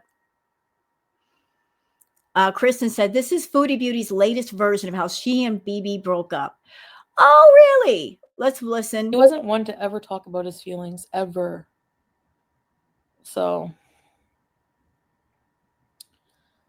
even when we went to break up, I was like, can we talk about it? You know? And he just didn't really. He's like, there's nothing to talk about. If you want to leave me, leave me. You know, I have to, again, we weren't there. We weren't in the room. There's Chantal's version of the truth, and then there's the actual truth. And I have to wonder if we were there in the room, what we'd see and what we'd hear.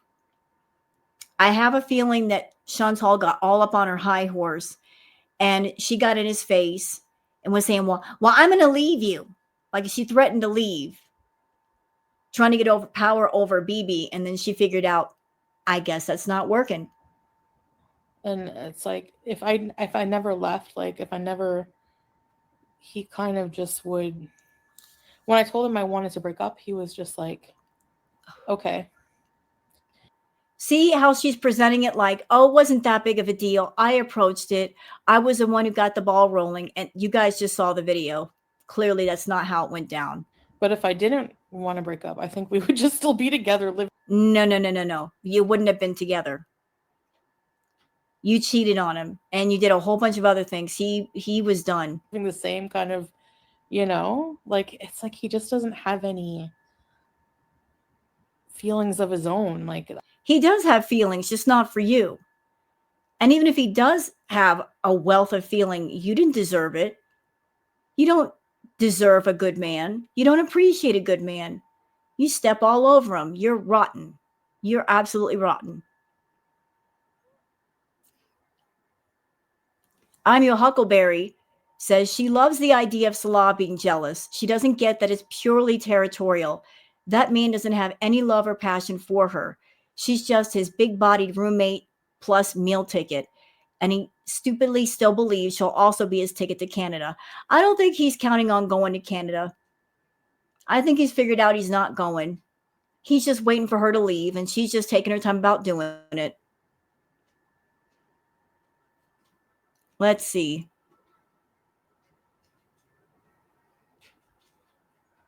Okay, this clip. Y'all with this clip. Possum Queen says, oh, no, she did not. Foodie Beauty, you are not Arabic. I could learn to speak French, but that doesn't make me French. You're Canadian, born and raised. This clip is from Kristen. Let's listen. I hope you're going to heal. I hope you heal very quickly. Get well soon. And in Arabic, we say salamat. I'm Arabic. No, you're not. You're not Arabic. You are not a Middle Eastern woman. You are a Canadian woman. That's what you are.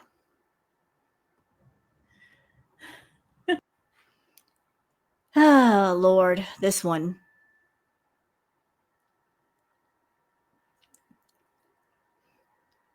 Indy says, so Nad's case got thrown out, and all of a sudden, Foodie Beauty is talking about how she might need to go back to Canada for free healthcare. Sure, Jan. Yeah. I wonder if her wanting to go back to Canada has something to do with that. You know, the court case is over, so she might be flying back to party with him.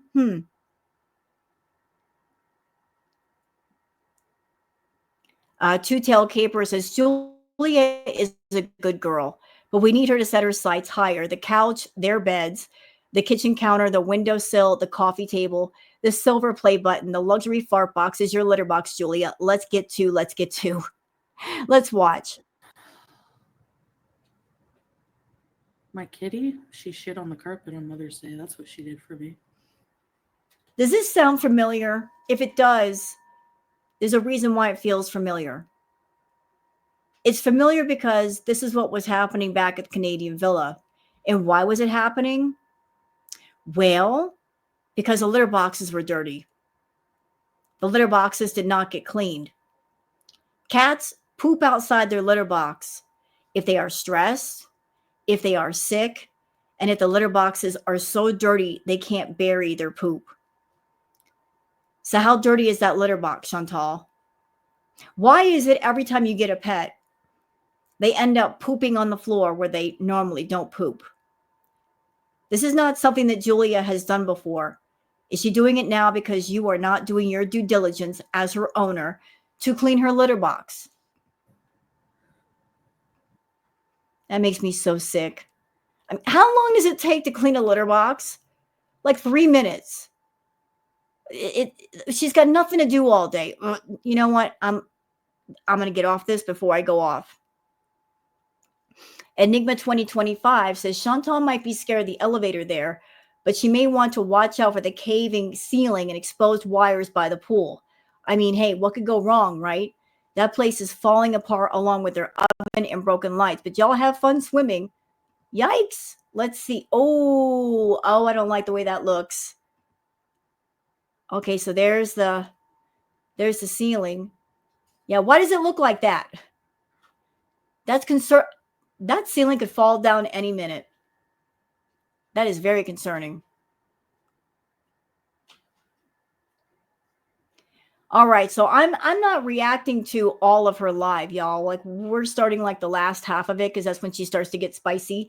But this clip from Foop Olympics is like during the first half. This was a grocery order to stock their kitchen with, and it's all some crap you get at a gas station at 2 a.m. on a road trip. So yeah, she ordered groceries, and then the doorbell that sounded like birds rang, and then she got real quiet. I don't know why she got quiet, but she did. It was just weird. And here's the chin slip that I mentioned earlier. The one live stream, this was the highlight. Her chin's coming out. That's why I didn't react to it. I'm like, is this all there is to talk about? I'll skip it.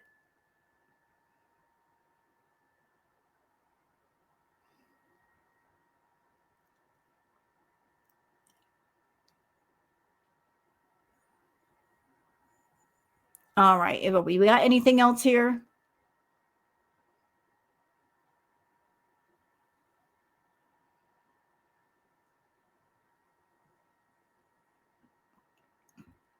Let's see if we got anything else before I get out of here.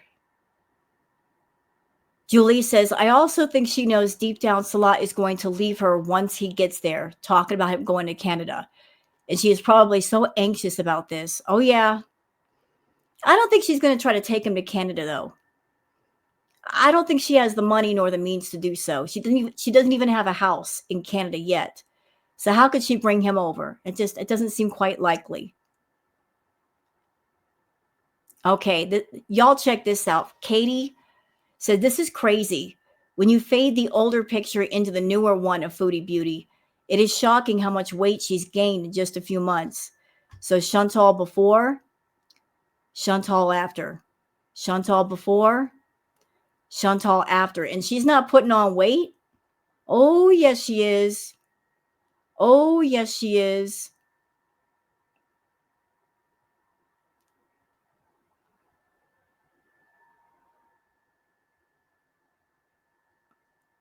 Okay, I think we're all caught up.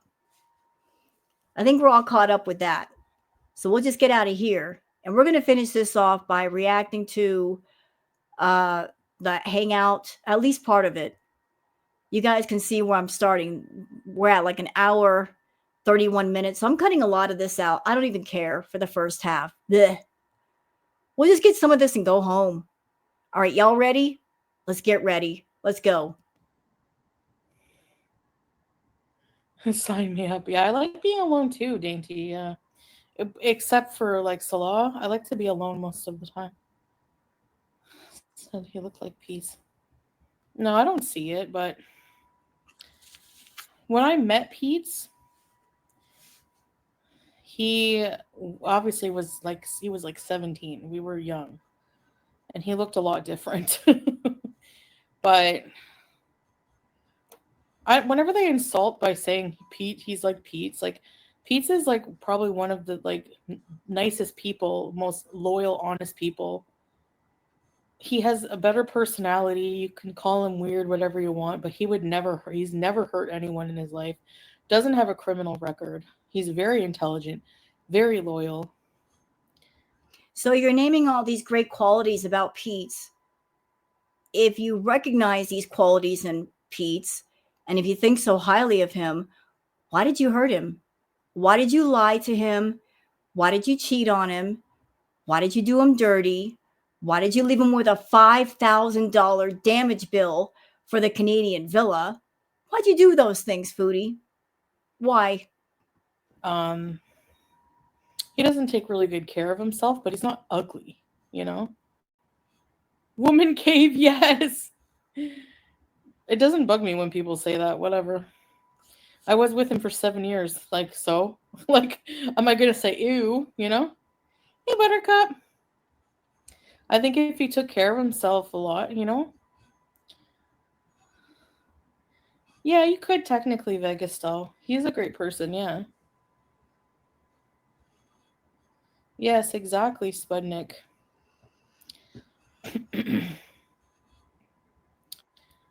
You know? Doesn't bug me.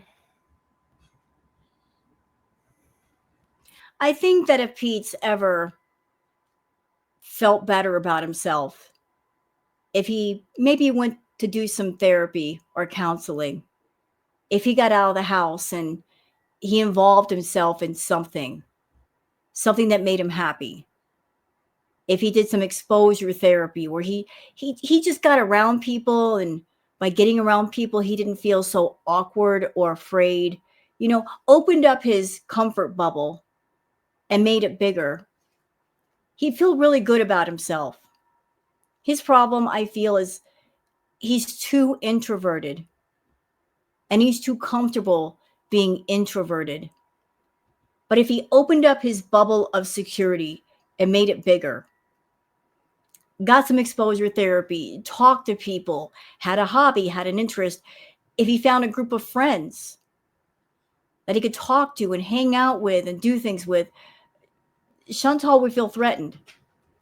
I think she likes the fact that Pete's is very introverted, very much into his own little world, and there's no outside influence. There's no person that is saying, "Hey, Pete, come out and do stuff with us," and in his ear telling him things and changing his mind and giving him different thoughts. She relies on him just being a loner because that makes him more controllable. No, he has no reason to be loyal to me. He's had a relationship since, so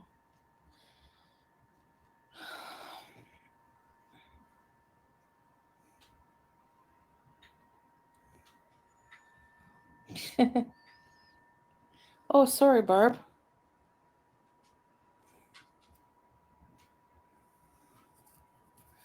One of the few men who truly loved me. I think most of the men who I've been with have loved me. Like, If they tried, but you never loved them back, you great big old cheater, liar, deceiver, user. I don't think you've ever truly loved anybody. You just get with people because they're safe and they're decent and secure and responsible.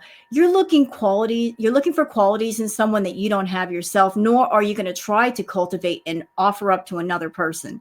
It's all about, what do they have to offer me? What can I use to my advantage? I'm going to offer nothing and take everything. Phoebe really did. You love tall men, Nicole? Stay single forever. I know, right? It's too much work. Bocephus says, please, please don't take this the wrong way. But after almost 3 years together, you and Salah still seem kind of awkward around one another. Yeah, and that's just weird. For a couple to be around each other for 3 years, and after 3 years, they're still awkward. They still have that two strangers who walked into a coffee shop, a busy one, and there's only 2 seats, both of them right next to each other. And they both want a cup of coffee. So they have to sit down next to each other. And it's just awkward energy all over the place. Like, I have to sit next to you, but I don't necessarily like you. I just want to get a cup of coffee and be on my way. Oh gosh, Mariah.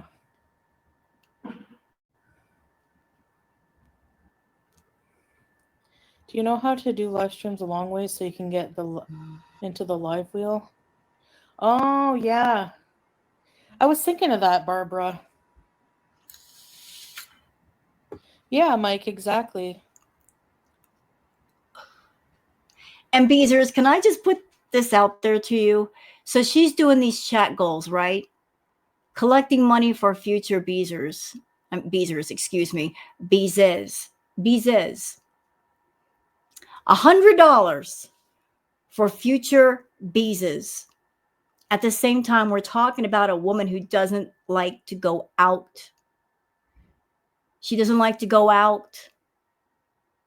And when she does go out, where does she go? To the coffee shop. I'm sorry. A cup of coffee does not cost $100. Nor does a burger. She's asking a lot of money for a cup of coffee and a burger. You think? You're paying $100 for her to go to a coffee shop and have a coffee and you get a fast food meal. She's making bank off of doing what she would normally do if you weren't around.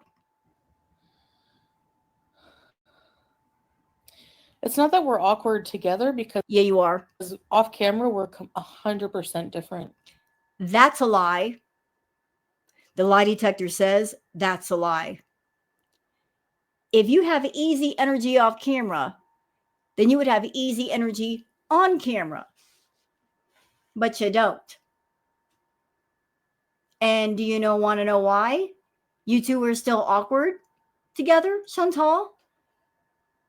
You're completely different people, number one. Number two, because he's not there most of the time. That's why. You spend more time apart than together. He might show up and maybe drop off some groceries and play crazy frog for 5 minutes and then he's gone. But he's not interested in being around you. He does whatever he can to stay away from you and not be on camera showing his face. Everything he does screams, I don't want to be here and I don't like this person. I'm here because I kind of have to be here, but that's it. And she's only going to get what she pays for and no more than that. Like, not 100% different, no. I find lately he's been more and more like open and silly, like the way we are, joke around. He's just... I doubt that. I really doubt that. With the tense energy between the two of you, there's a feeling of he's around because he's looking for his money. Maybe you guys have had some fights. Maybe he's putting his foot down and saying, you want me here? You got to pay me. I am sick to death of your promises, your lies, your manipulation, your baby voice. Pay me or I'm gone. I think it's him being on camera. He's not like 100% comfortable with it. Yeah, but he used to be. So what happened? He used to be comfortable. Now he's not. Is it because you stopped paying him? Did you get cheap? Is there somebody on the side that he's seeing? Did he talk to his family? Did they say, hey, we don't like you around this person. Try to limit your camera time. Is it because he's talking to other women off camera? He's pulling other romance scams on the side because he's planning on letting you go. And so he's looking for a replacement. I mean, there's all kinds of things that could be happening here. I'm sure you aren't his only romance scam, Foodie, especially when he figured out you were not the golden road that he thought you were. You were not the yellow brick road to fortune. Once he figured out there's no fortune to be made here, and this person is unaliving herself with food, she's in bad health, anything could happen to her at any time. I've got to prepare. I was hoping she would be my sugar mama, but who knows how long she's got left. I need to line another one up. I need to go to other pastures and find other cows because I don't know how long this one's got left to produce any milk. So it's different rules over there, yeah. But a big part of my relationship with BB, we weren't online for most of the time. You forced him to be online. He didn't want any part of your YouTube channel, and you kept forcing it on him. And you guys just saw the clip. Did it look like he wanted to be there? No, absolutely not. You know, it was only like the last couple years of being together. I was with him for 7 years as well. So for a good 5 years, we were not on camera. Right. And things were probably better that way. But I think the problem came when you stopped being Chantal Marie and you decided to be Foodie Beauty instead. When you became a YouTube personality and you stopped being a person. Once you stopped being the person, you stopped caring about what the person Chantal Marie cared about. And you cared strictly about your channel and the views and the subs and the money and the attention. That's where you put your priorities. And maybe as a result, your relationship suffered badly. We had a very long, passionate relationship. Oh boy. You told us later the two of you had not been intimate in 3 years. So what are you talking about?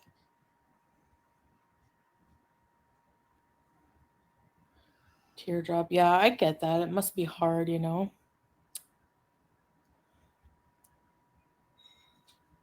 I don't, Tracy? What gifting things? 17 years?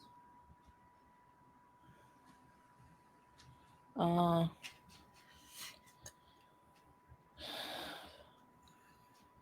BB wasn't one for gifting. It kind of did a little bit Volpe, I think. He hated being on camera. That's why, like, hey, kindness first, he looked so annoyed all the time. Because I would, like, beg him, you know? He hated it. Yeah, and you weren't respectful and said, I respect your wishes to not be on camera. I won't put you on camera anymore. That's what a respectful, loving partner would do. They talk to their partner and say, well, what do you think? You want to come on camera with me? And if they say no, there's no need to argue. And you don't go against their wishes and force them to be on camera.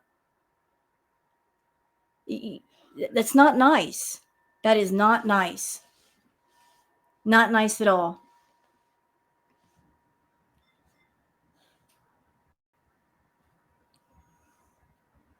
Yeah, it's not vertical.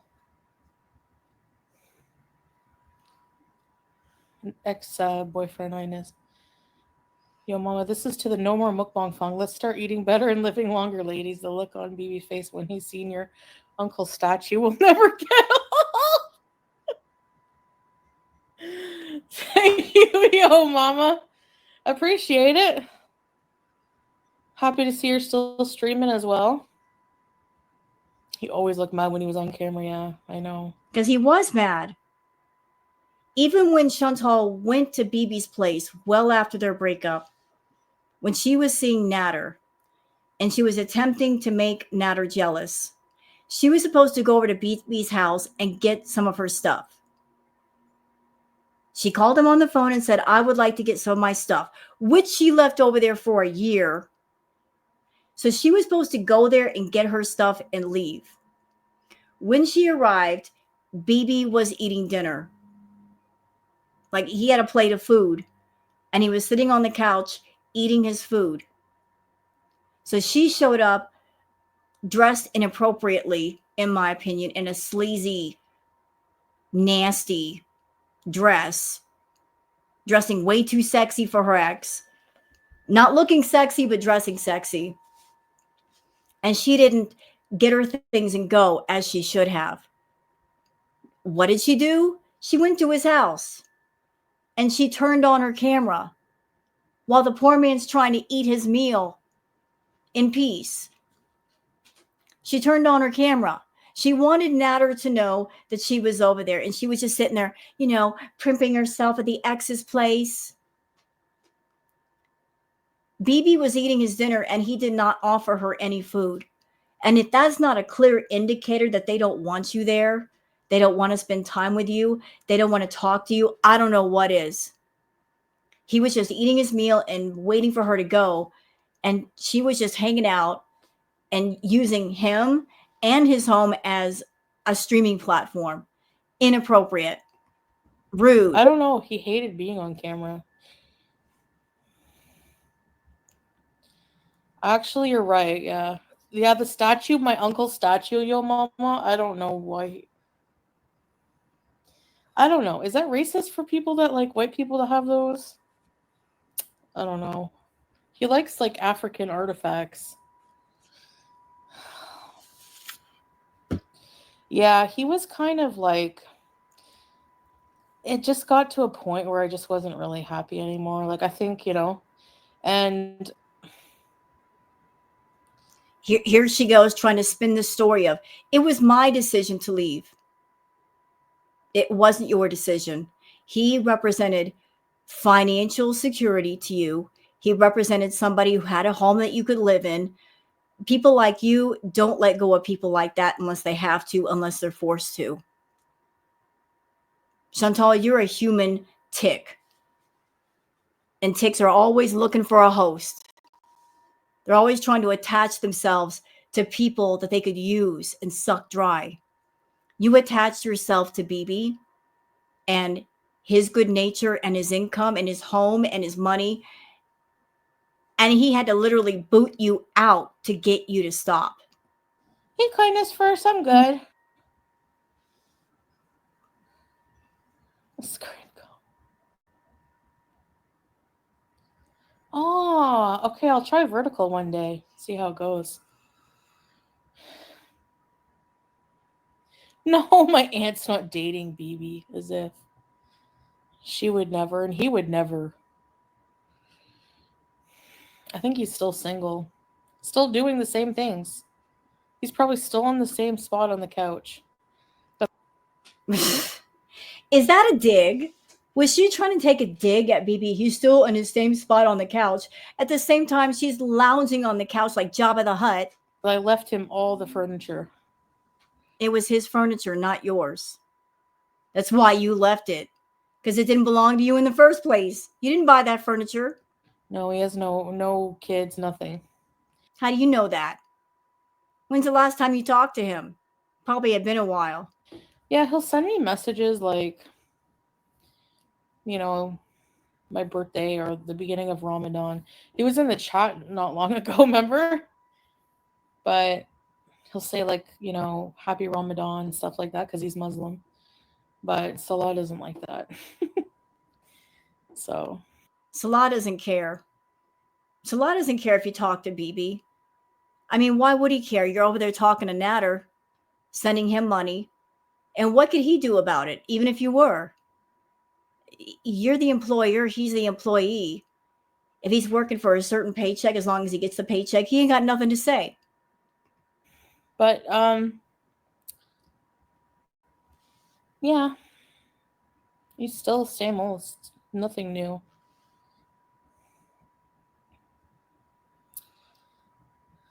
He, yeah, after I cheated, it really did change things. He became, like, I think a part of him hated me. As would anybody else. I mean, cheating on someone is the most awful thing. One of the most awful things you can do. It's a betrayal of companionship. It's a betrayal of loyalty and trust and love. I mean, who feels good when they've been cheated on? No one. And if somebody confesses, yeah, I cheated on you, how can you love them after that? How can you trust them after that? Because if you try to forgive what they did, after the forgiveness, things are not going to go back the way they were. You're always going to be wondering, is there going to be another one and another one and another one? There's been one indiscretion. Is there going to be more? So why bother going on? When something is broke, it's broke. I don't blame him.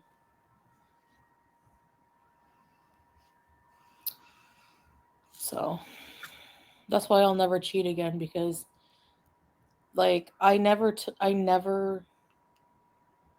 thought of like how it was hurting him. Like it was so. Do you know why she'll never cheat again? Because she's not in a committed relationship with anybody. So if you're not in a committed relationship with anybody for real, nobody's cheating. It's impossible to cheat if you're still technically single. So selfish, you know. An influx of trolls. Ah, well, Carolina, you have a wrench. Ban, ban, ban. This person, Nina Bachelor, you need your head checked. She says, if he loved you, he would have forgiven you. Oh, Nina, looks like you don't have emotional standards, do you? So if somebody loved you and she cheated, which is her bad, not his, he should have just forgiven her, right? No. No. Cheaters, there's no forgiveness there. There isn't. No. Goodbye. Nope. Nope. If you're in a relationship with somebody and they love you, they care about you, they're committed to you, and they cross the line, that's it. That's all. End of story. Goodbye. Don't want to talk to you again. No. Nope. There's a million seconds between the time that you first meet somebody and the time you take your clothes off and you do the dirty.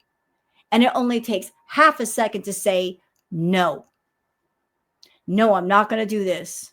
I am not going to betray my partner. I am not going to go against the love that I have for them. Just no. Just not going to do it. If you love somebody enough, you will stop yourself.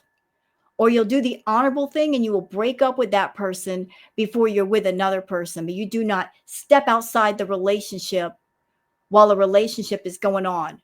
You don't expect someone to stand on the sidelines and be faithful at the same time you're unfaithful. That is unforgivable. No, absolutely not. Yeah, it's hard.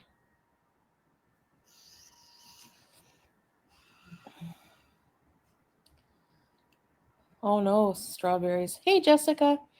No, I think he loved me, but I just, I don't know. Maybe he did forgive me. I'm not sure. Nina, he never really said. He wasn't one to talk about his feelings. I think you could like still love somebody, and like like I was in love with him, and You were in love with the idea of him and what he could offer you. You loved what he offered you. You loved that. You didn't love him. If you loved him, you wouldn't have cheated. I still cheated on him. Like I don't know how that, you know, like there was nothing wrong with our relationship. It was me. It was a Yeah, it was you. It was you. me problem. Mm-hmm. It was a you problem, and you never fixed it. You didn't say to yourself, what's wrong with me? I have a good man that loves me. I should work hard on myself to fix myself so I can hang on to this good man, because good, loving men are hard to find. I should value him and value myself.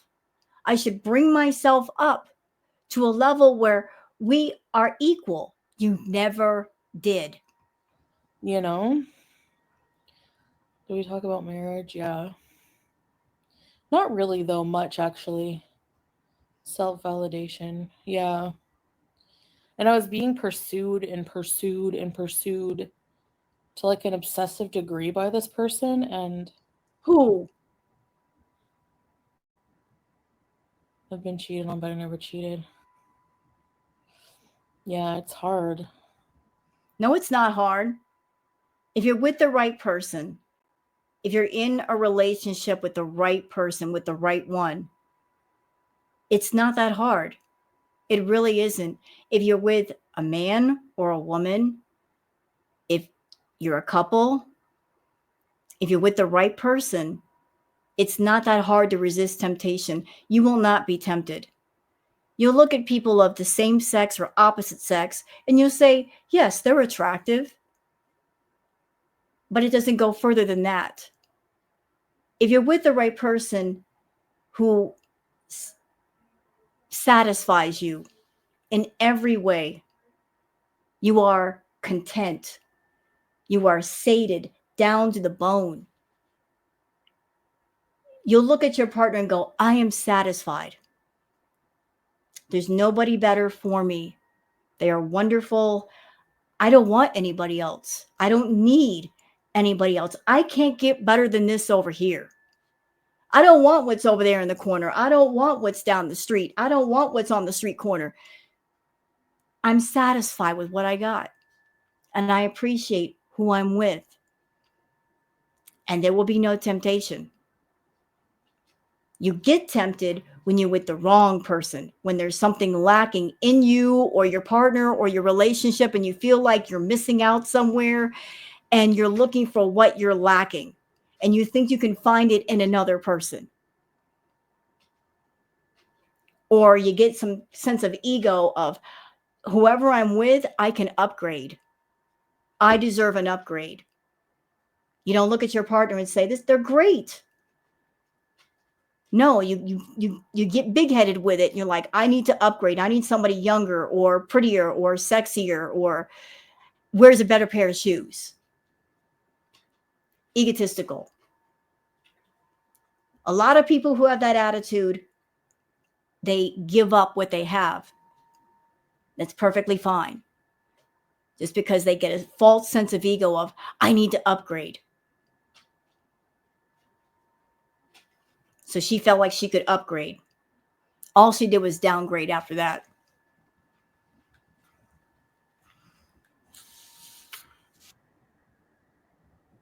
Oh, look, Nina Bachelor just told on herself.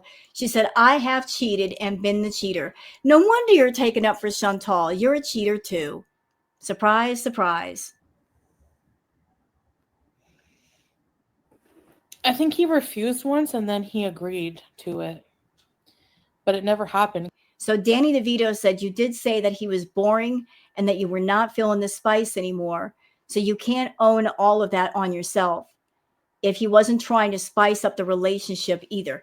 What was she trying to do to spice up the relationship? Was she going to her man and saying, hey, I'm kind of bored in the bedroom, or I need some excitement. Can we work on this? Was she going to him and trying to work it out? No.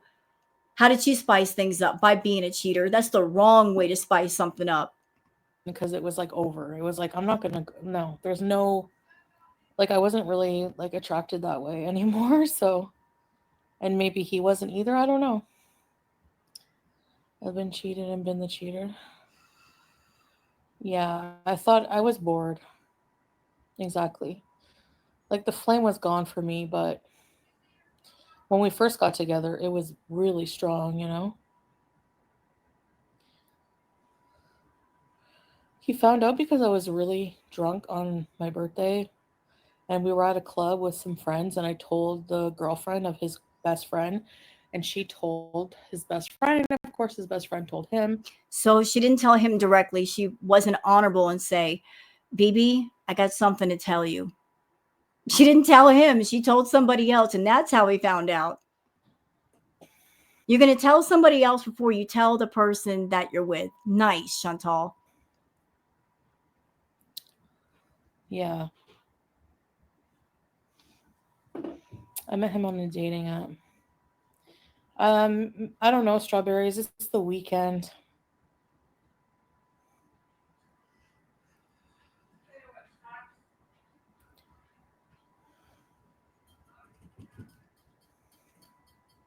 Was I angry? No. Hey, Tammy. Of course not, because I'm kind of confused, y'all, to be honest. I don't know what sparked this discussion. I don't know why BB is a topic of conversation right now. Like, what brought this up? After all this time, why is BB now not just a talking point in passing, but like she's really going into discussing it? And she doesn't have to. Like, this is her live stream. She didn't have to. I didn't blame the best friends for telling him, you know? I was stupid. Yeah, that was stupid. I mean, I'm glad he found out. I mean, karma works in mysterious ways. It really does. If you do wrong to somebody, eventually it does get exposed. It needed to get exposed. No. Actually, it's Thursday, Friday, Saturday, Strawberries. Yeah, relieved, yeah. Actually, my most thing was I was mad at myself. Like, I was so hurt that I hurt him. So were you telling the girlfriend of the friend in a bragging way, like, I cheated on him? Were you doing it to be hurtful? So,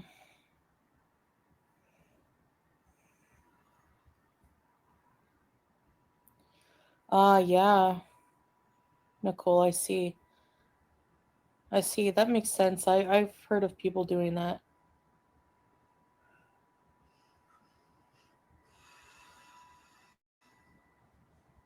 What do you mean, Dumb and Dumber? What? So Nina Batchelor sent a super chat saying, do you think your online career taking off had anything to do with the BB situation ending? Has it impacted any of your relationships? I think it has. I think once she got into her YouTube channel and got monetized, she stopped being a person and she became an online personality. She abandoned her real self for her online self.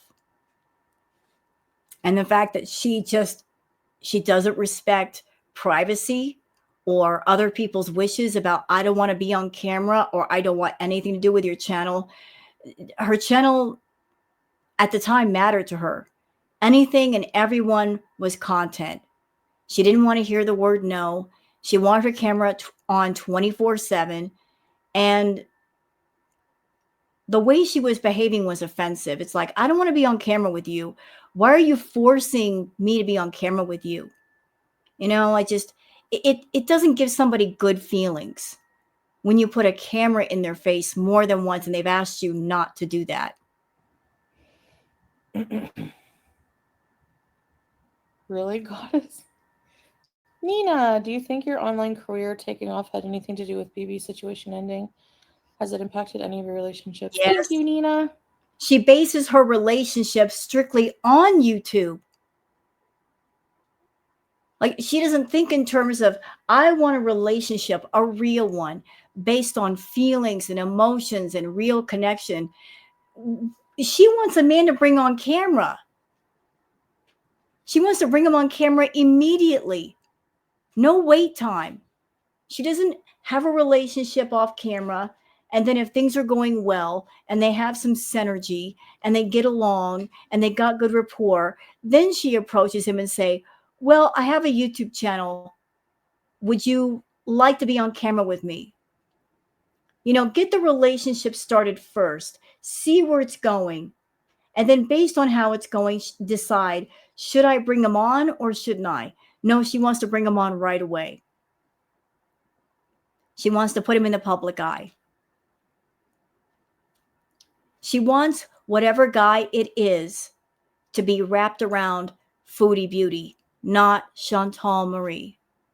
She wants the man to fall in love with Foodie Beauty and be involved with Foodie Beauty and do content with Foodie Beauty.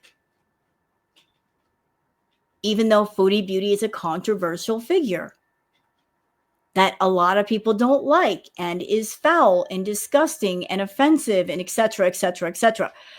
She wants a man to fall in love with all that and be attached to all that. And yet no man has at present time. Do you want a man in love with you, Foodie? Or do you want a man in love with your YouTube personality? You've got to pick a lane. Because your YouTube personality is not a lovable thing. Never has been. Thank you.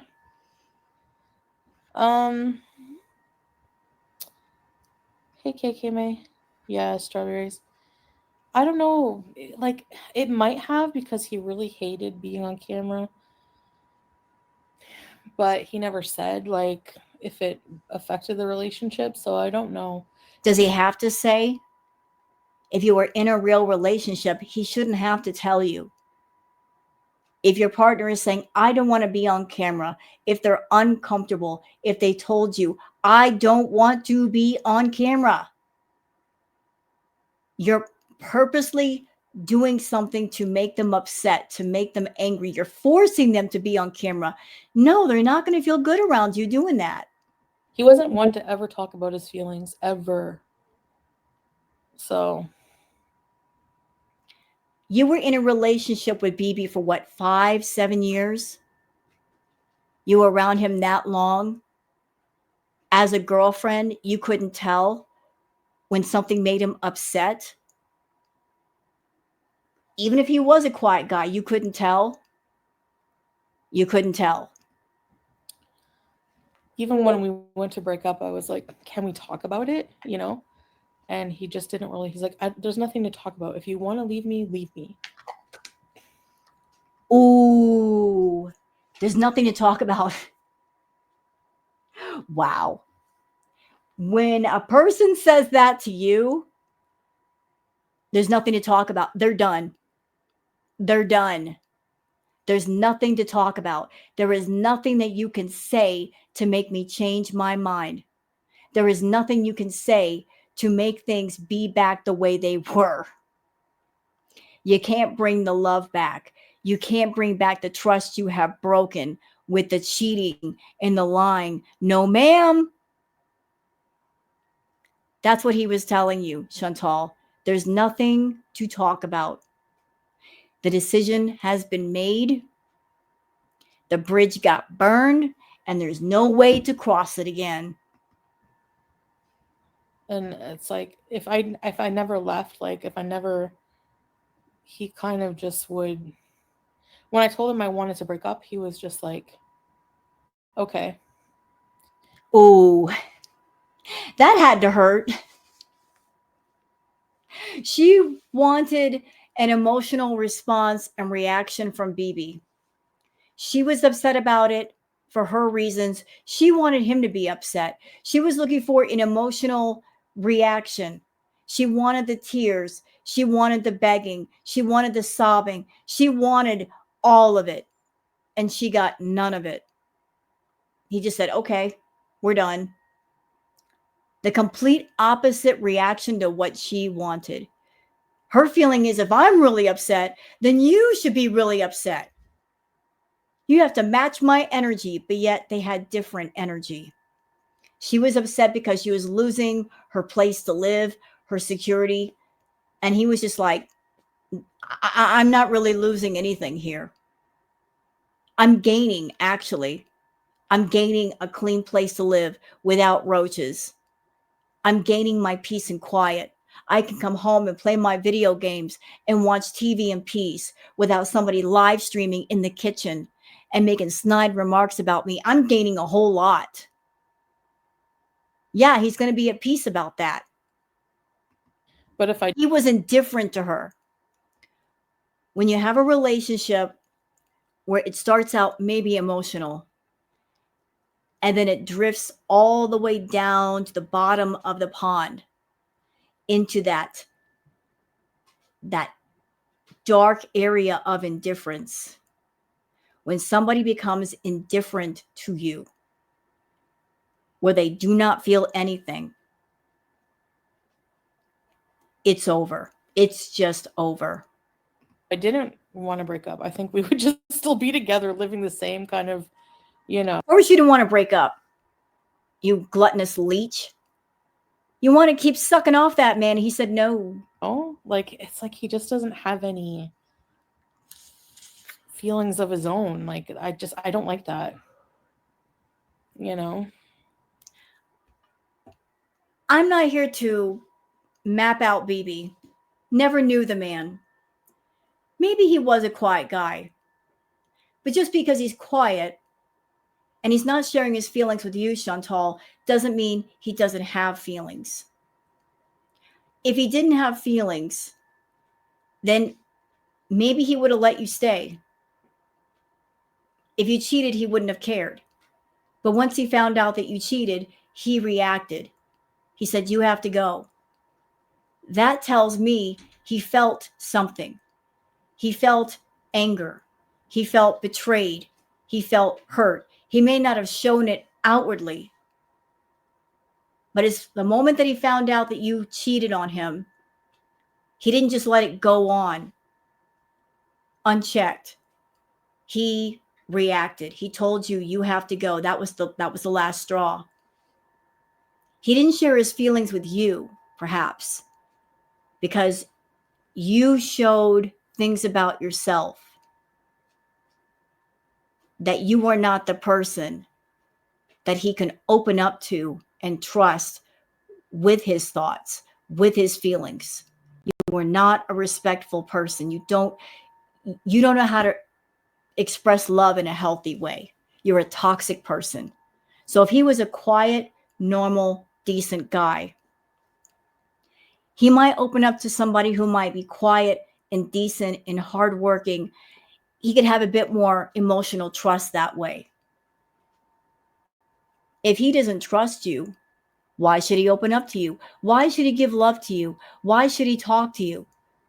Why should he open up his soul to you? Why? Why would he do that? So, if you're around a toxic person, you might shut down around that person. You shut them off, you close them off, you lock the door because you don't trust them. You're not going to open up your soul to somebody you can't trust.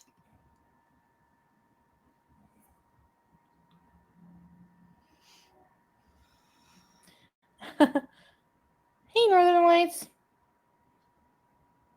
No, it wasn't the Jamaican guy that slapped me. It was a Nigerian guy. My husband is maybe it's a cultural thing. Maybe when I start yelling at him, he's like, "Damn, why are you so mean?" Teardrop.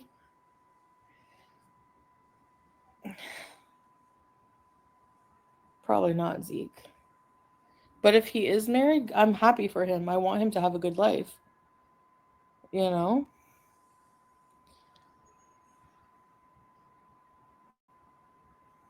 So. Yeah, Nina, I know. Yeah, he's still apparently playing games on the couch. That's what he said. Why is she saying that like it's a bad thing? The man works hard all day. If he wants to sit around and play video games on his day off or his hours off, he's free to do so. Besides, what do you do all day, Chantal? You lay on the couch, you eat your takeout, you smoke your shisha. Can you really judge how other people spend their time with the way you spend your time? So, hey, Joe. Stay mad. I did have one. I got to put it on my new merch thing. I could be wrong, but didn't he hurt you and was awful and Pete's was the nice guy? No, Pete and BB were both really nice. No, BB would never hurt a fly. Never raised his voice once. Nope. Sure didn't. Pete's never hurt you and BB never hurt you. You had two men in your life that cared about you. They tried their best to care. And what did you do? You cheated on and you hurt both men. You used both men and you lost both.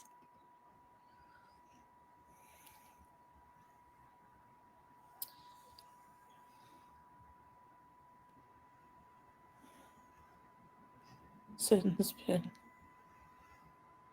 You're such a bitch. I can be too. Remember when I said, then starve?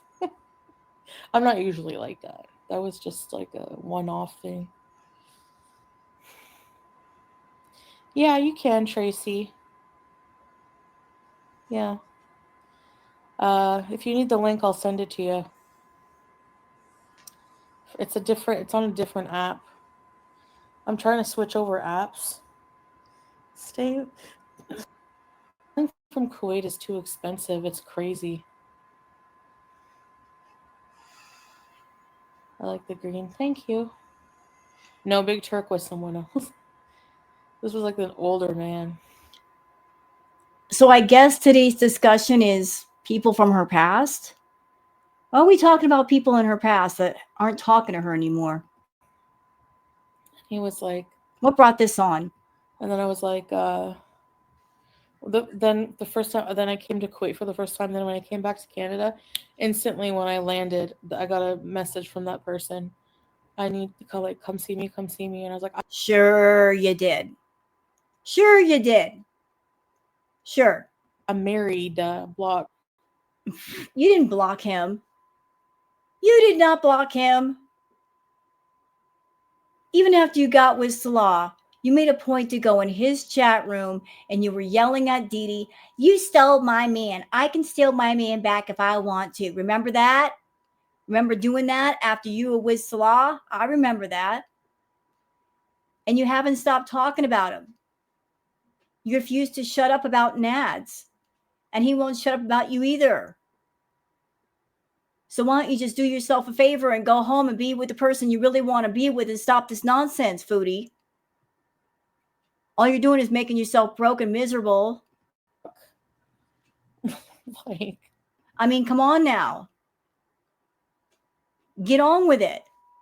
Or is the reason why you won't go home to Canada, you are still obsessed with Nads, but maybe you're afraid?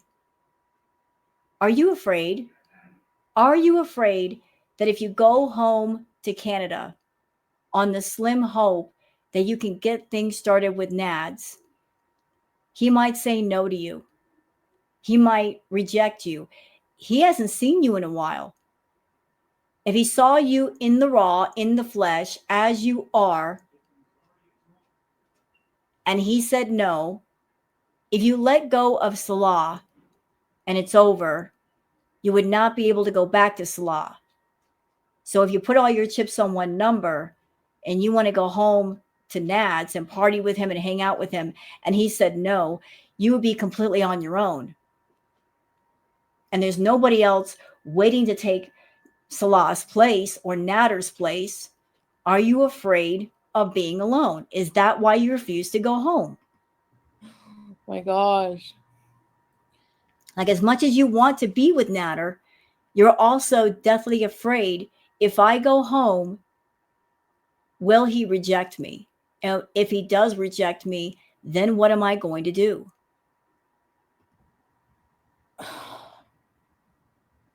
I mean, there's a high chance he will reject you. Very high chance. He may take one look at you and go, damn, she's gotten big. She's very unhealthy. Anything could happen to her at any time. I don't know. I don't know if I want to get involved with all of her crazy again. She was bad before. She might be worse now. He might have some anxiety about all that. I mean, he just got through getting out of trouble. And if he gets things started with you, you might turn crazy again. Go into his house, knocking on the door, blowing up his phone, showing up when you're not supposed to show up, getting obsessive, getting clingy because you need attention. And if he decides, I don't want to give her attention, what will you do then?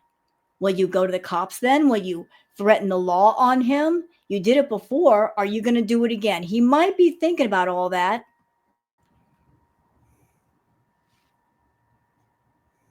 Like, he wants your money. He just doesn't want anything to do with your crazy. Unfortunately, they're a package deal. You can't get the money without dealing with the crazy. Are you guys in chat fighting?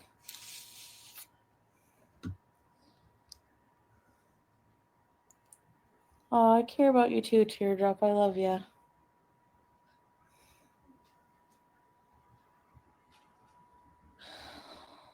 No, Zeke, I don't worry about that. Marrying me to get to Canada, because if he wanted to go that bad, I don't think he would marry me. Like, I'm not. I think he would. I think all this time you've been lying to him and saying, yeah, there's a way I can get you to Canada. But maybe he's finally figured out it's not going to happen. And that's why he's around less than he has ever been before. He just got his cut the losses and go. You just got to realize you are not the way to Canada. And maybe all the promises you made about, you stick with me, kid, we'll do well, we'll make all kinds of money between my channel and the couples channel and everything else we do, we'll make money. And he's figuring out that you're a liar and you're unmotivated and you're lazy. And if you are making money, you're not going to give it to him. Maybe he's getting hit upside the head with a whole bunch of truth right now. A fast track. Thank you, Jackie. And I don't worry about those things. Like, if something happened and that's what the case was, I would move on, whatever. No, you wouldn't. You would not move on. Let's make up an imaginary scenario, chat. That'll probably never happen in a month of Sundays, but let's just do it anyway. Let's just say Chantal brought Salah to Canada. We all know what would happen. He'd be in the land of milk and honey. Big, beautiful, wonderful Canada with all of its wonderful people and cuisine and places and things. And it's a whole new world. Oh, paradise for someone like Salah. Beautiful women everywhere. He'd be seeking out another red room. Does anybody believe that Chantal would just let him go freely? Oh, no. She'd be stalking him everywhere he went, following him wherever he went. She doesn't let people go. No, she doesn't. No. She'd make his life a living hell if he tried. Mm.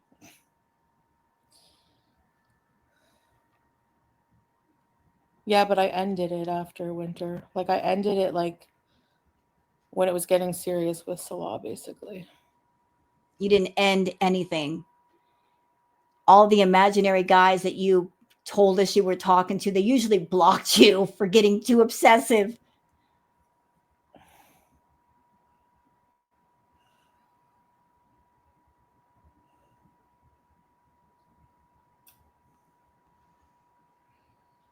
Nobody has no hope of ever. Why do you say that, Zeke? You don't know the situation. He could come. No, he couldn't. He couldn't come to Canada. You got bankruptcies on your record. That even if you paid them off, it's going to take a while for those bankruptcies to clear. That's number one. Number two, if you guys were really married and you were trying to sponsor him that way, you're not really married though, so that's that. You don't have a home in Canada. If you got in front of people and they asked you, do you have the income to sponsor this man for X amount of years? Do you have the kind of income that you can guarantee that you can cover your expenses and his? You couldn't offer that up. Your finances are all over the place. Number three, you don't have a home. Where are you guys going to live? You can't say, oh, yeah, I got an apartment, I got a house, been there for a year or two. So you could show steady rental history, paying your rent, proof of residency. You ain't got nothing. You know you can't get them to Canada. You don't have the money. You don't have the home. There's no guarantor that's going to step forward and say, well, if she can't cover the expenses, then I will. No one's going to do that. Not your family, not your friends, nobody. I mean, we're not dumb, Chantal. After a while, yeah. I mean, if the two of you got questioned separately, do you think immigration or whatever organization that's in charge of like checking people out, that they wouldn't pick up on your awkward energy together? They would. They would. And they would pick up on the fact that something don't smell right. Thank you, Wonderland. They'd be able to tell by the way the two of you look at each other, how you talk to each other, your energy. They could just, it's so obvious. He treats you right. Yeah, true. But no, like people just assume everybody just wants to go live in Canada. Like it's like freaking crazy expensive and everything there right now. You know what's crazy, Chantal? You complain about the cost of things in Canada. It's so expensive there. Once upon a time, you could afford it just fine. And if you got your food addiction under control and stop spending all your money on fast food, and if you stop sending money to NADS and giving money to Salah, you could afford a place in Canada, no problem. You can't afford it just because you're insisting on keeping your food addiction going and supporting two men that don't even love you. That's where all of your income goes to. Yeah. Thank you. Yeah, he is sweet. Yeah. Right, Nicole? We are the greatest country in the world. No, he never pushes it, or he never even, no. I'm just focused, we have goals, but yeah, maybe someday we will go to Canada because No, you're not. You'll make sure he don't go there. Jealous, possessive, controlling Chantal taking Salah to Canada. You might as well just go to hell and look for ice water. You might have better luck. Chantal would never take Salah to Canada just because her other sugar baby is there. Can you imagine both her sugar babies in the same place at the same time? Messy. Very messy, very expensive, and she could only afford one. I don't know. I feel like I could definitely, Besides, if she's still giving money to Nads, do you think he's going to be happy? Do you think he's going to approve her giving money to Salah if she brings him over? Nope. He cut that off real fast. I mean, I miss my family. Then go back. I miss, a lot, my family a lot. This is probably the longest I haven't, has it been the longest I haven't gone back to Canada? Hey, Justine.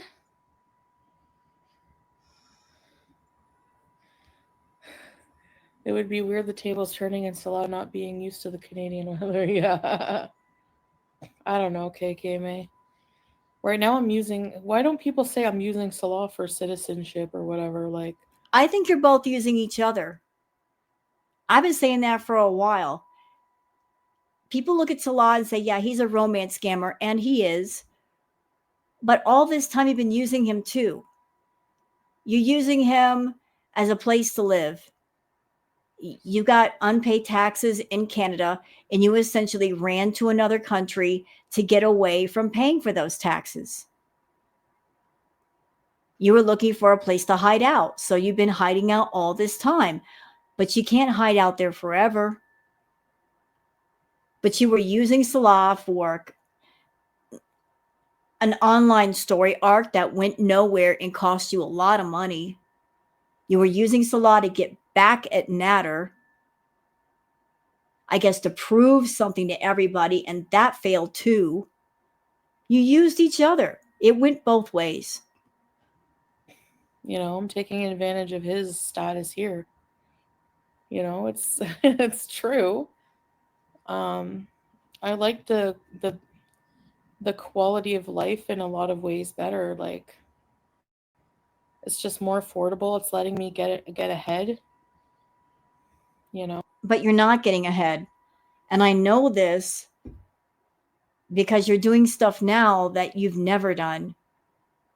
I can't remember during Crackhead Olympics where you were so hard up for money that you put up 5 merch stores and doing super chat goals and practically begging people to give you money for future beeses. No, your butt just went out and beezed.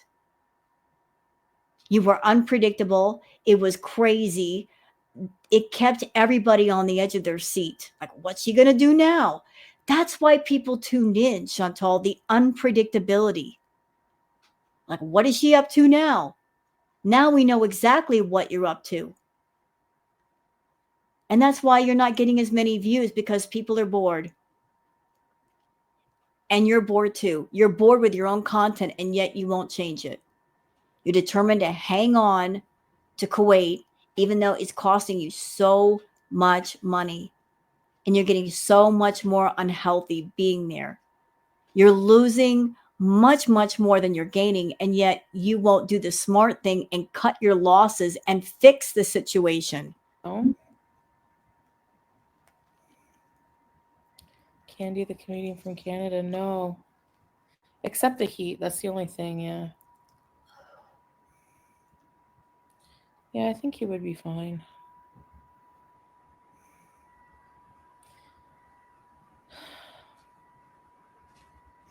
No one wants a Syrian passport. Well, he didn't have a choice, Tallulah. And now the Syrian passport is going to be getting stronger since the US lifted the sanctions and Syria is free, so. I think another reason why she wouldn't bring him to Canada, because Girl World's been saying for a long time, if he ever did come to Canada, he would disappear. So to keep Girl World from being right, she's not going to bring him, even if she could. She hates when other people are right. And a person is more than their passport. Like, what the fuck? Yeah, he was happy about that, CM. Rent is insane. It's not that bad. It's not that bad. Hold on a minute. I'm just to shut her up. Hold on. I'm so sick of her lies, but I like exposing her lies. And I'm going to do that just now. So, Chantal, can we talk? I just did a quick, 2-second search. Apartments for rent in Ottawa. This is one site. All right. $12.75 a month. Here's another one, $5.69. Another one, $8.25. $7.15, $12.50, $900 a month. $13.20, $7.95, $11.50. These are actually pretty cheap. I mean, the price for any of these is no higher than anywhere else. It's not that bad. I mean, how much space do you really need to live? All you need is a bedroom where you can stream and you're good to go. You don't need the entire house. $800 a month, $8.95, $11.25. Again, cheap. Cheap, cheap, cheap. And if you want to live in a nice building, $13.50. You could rent a room. Okay? I mean, there's options here. But I don't see anything crazy expensive. So what do you mean it's expensive? Like, why do you say that? Obviously not true. That's just your excuse for not going home. But it is not the truth. Expensive would be apartments for, like, say, $2,000, $3,000, $4,000. I don't see anything in that price range. Do you? For like a shitty bachelor, depressing ass bachelor. It's like what we would pay for this place on the beach. Like 2 bedrooms. But the thing is, though, Chantal, you are a tourist. You are not a resident. You can't stay there forever. You've been there way too long, and you know it. And at some point you've got to go. So wouldn't it just make sense to go home now and get something set up? What's the alternative? Waiting till the last minute when the money drops and drops and drops, and then you have no options? Is that what you're going to do? You're going to wait until your views are so low that you can't even buy a burger? You're a narcissist. Don't narcissists care about themselves before anybody else? So why aren't you looking at Salah and saying, dude, we tried it. We tried this thing. It ain't working. I got to go. My health sucks. I need the health care. I'm just going to go home and fix a bunch of stuff. Let's just shake hands and call it a day. A narcissist who gives a crap about themselves would say that, would do that. But not you. For the sake of your own ego and your own pride, you are willing to make yourself broke. You are willing to stay in another country and eat all kinds of fast food and risk a medical emergency in a place where your own family can't get to you if something happens. You're in bad health. I would think you'd want your family to be around you. You'd want to have access to your family, but you don't. If something happens to you in Kuwait, your family can't get to you. And if something fatal happens to you in Kuwait, there's a big old process for getting a body back from Kuwait to Canada, and it's very expensive. And does your family have the money to ship you back? I don't think they do. So you might want to get your butt home before something happens. Central and no AC. None of the places I've seen in Canada when I was looking before. What, you can't buy an AC unit and put it in your room? It's too hard for you? Girl, I used to live in Cali. You move into an apartment there, a lot of them don't have refrigerators. But you buy a refrigerator and you buy an AC unit and you're done, you're good. It's not that hard. You got that YouTube money, couple $100 for a refrigerator, couple $100 for an AC unit, you're good. None of them. Really? Do you want me to prove you wrong again? I'll do it. I'm sure that if I do another search, I can find places with air conditioning. I'm pretty sure I could. You're just making excuses because you don't want to go home. You know what? Hold on a minute. You know what? I ain't got time to look for a bunch of apartments and just look for air conditioning, but I'm pretty sure they're out there. Especially the big apartment buildings, they got to have a central heat and air. But all she's got to do is make some phone calls and she can ask them, do you have central heat and air? It's not that difficult. Most places do. They know people don't want to sweat in their apartments and they've got pets and they don't want to, the pet's got to stay healthy. She's just making excuses. She don't want to go back. Tallulah, you're an idiot. I'm going to block you just because you're annoying.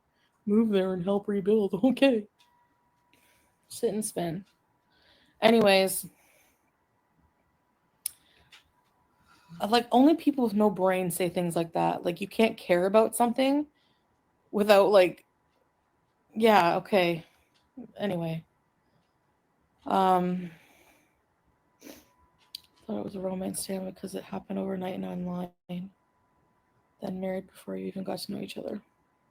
Yeah, I know. And there's people who like romance scams are a thing. Like there's a whole series of them, on TV. But they're usually pretty quick.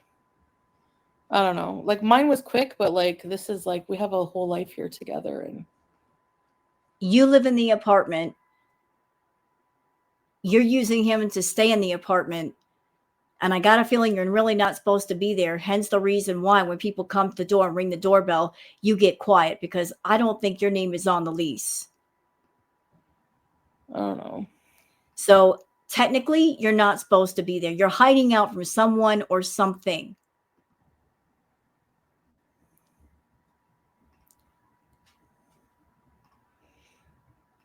One moment. Okay, let's go. I hate to sound conceited, but like, who's he gonna find better than me Anybody, everybody. in Canada? Who cares if someone's better looking? That doesn't mean anything, you know. I could lose weight, But you're not. get skin removal surgery, But you're not. get a boob job, But you're not. lip implants, whatever. I could make myself look super hot. It's not about that. It's, if I lost weight, I'm sorry, but my face. You know, Chantal, I think I could say with all confidence, even if you lost a bunch of weight, let's just say you did lose a bunch of weight and you got your food problem under control, which would take a lot of work and a lot of time and a lot of therapy. Just, you're not about that life of working. I'm sorry, you would still be an ugly person.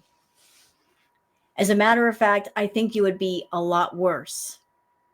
If you're this way, being a woman of a bigger size, can anybody imagine how Foodie would be if she were smaller? She would be, whoo, oh, she'd be full of herself. She would be that person that even though she's over 500 pounds now, if she got down to say, let's just say 150, 160 pounds, you know, not rail thin, but smaller, her head would blow up.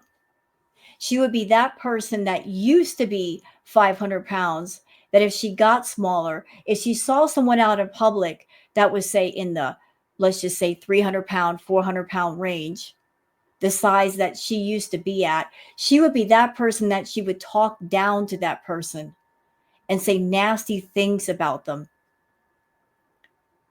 She would hate on someone who was big. The experience of being big, it wouldn't give her a sense of humanity and compassion and understanding. She would just be a complete biatch. She'd be full of herself. Her ugly inside would just grow by leaps and bounds. Face card would steal it, okay? It's not about that. We have like a connection. Like, no, we don't.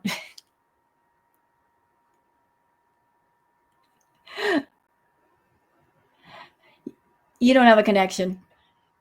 you know, there's things about me that he loves like your money. A lot that he won't find in anybody else. That take years to develop a relationship, like a good relationship. Do you know what I mean? No, we don't know.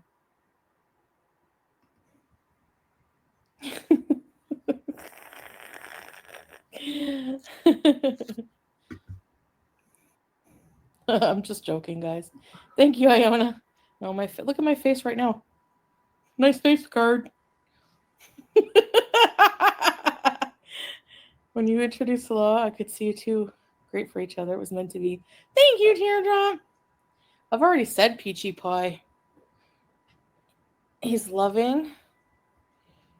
He's handsome.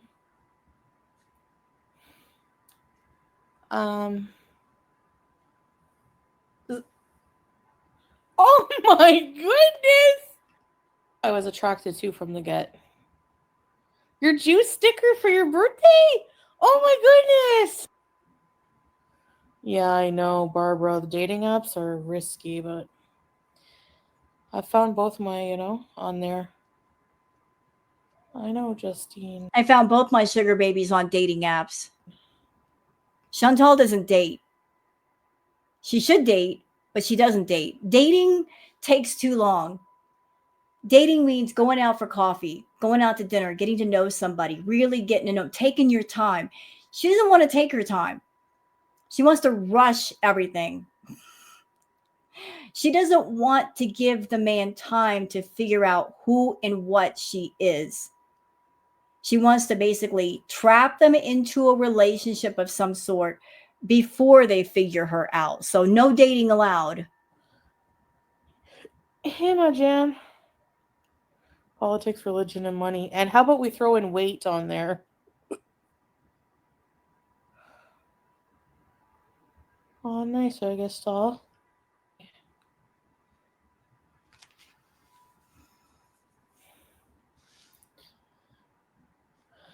It's a portrait of them, Tracy.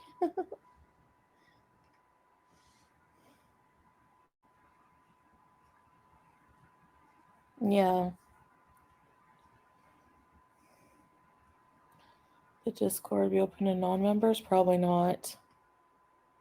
Because you're not in the relationship. You have no idea of the like what goes on, the dynamic, how people feel in their hearts, what their intentions are, you know?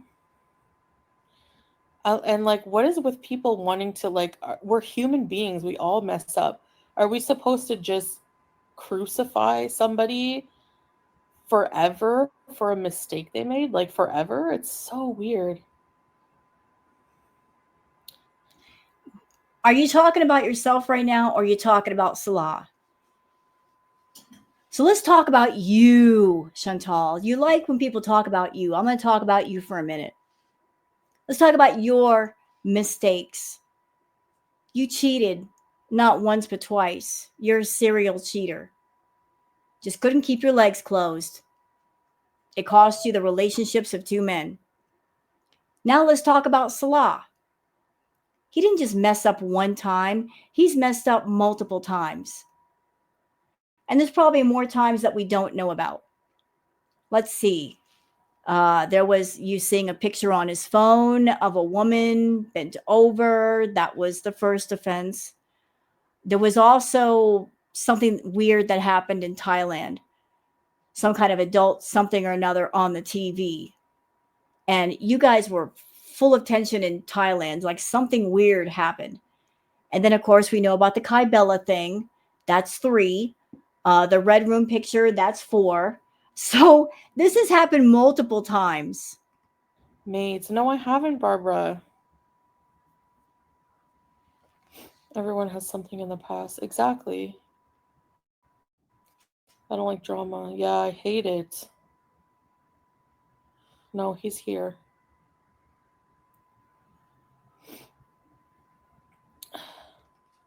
Financially abused you. Like all of the things I went through that. Shut up. She's talking about, she's bringing up Nads and talking about Nads right now. I already know. You know, everyone saw a lot of it. You know, and then combine that with there was no closure at the time, and I just went to Cuba and drank a whole bottle of rum, you know, and then you're leaving something out, Foodie.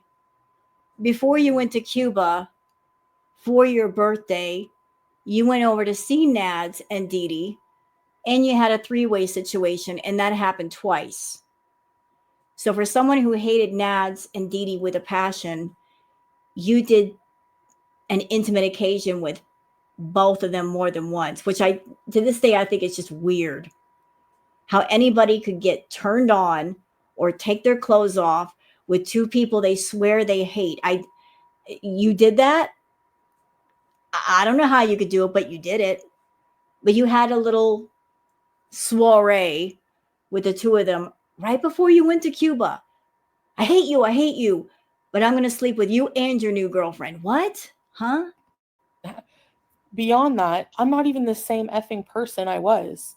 Like that's like over 3 years ago. You're right. You're not the same person. You're worse. You're not the same person. You're worse now than what you were. You're a lot unhealthier now. Like I don't know your mental state, your emotional state, but you definitely seem unhinged to me. You're in need of some therapy or inpatient or outpatient or something. You're worse. It's how many years ago was that? Was that like 2022? Yeah, 3 years ago. How are people still going to rub that in my face and think that that matters? It matters because Cuba rage is infamous. And why is it infamous? I mean, Chantal's given us many rages. So what made that one so special? I think what made it special is we got to see the real her. The mask was completely off. She was feeling herself. She was arrogant. She was making lots of money. She was being mean to the VIPs. She completely didn't, she had a I don't give an F attitude. She was riding so high on arrogance. She thought I could say anything and do anything to my VIPs and they won't abandon me. Like she showed every bit of her ugly in Cuba. That's why it's infamous, because the real Chantal was out for a while. You know, like nothing like that matters now.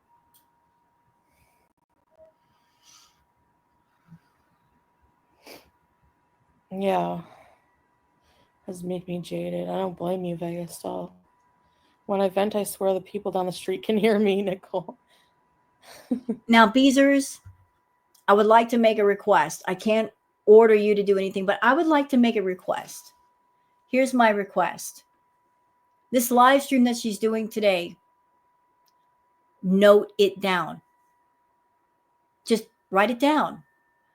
Take note of the things she's saying about Natter. Because if she goes back home to Canada, there is a high probability that she's going to see him and she might get wrapped around him. And then the story and the narrative are going to change again. So just write it down, what's going on here. And remember,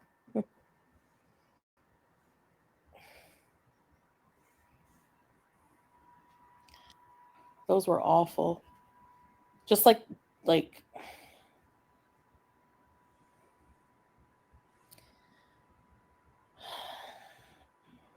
I won't even get into it.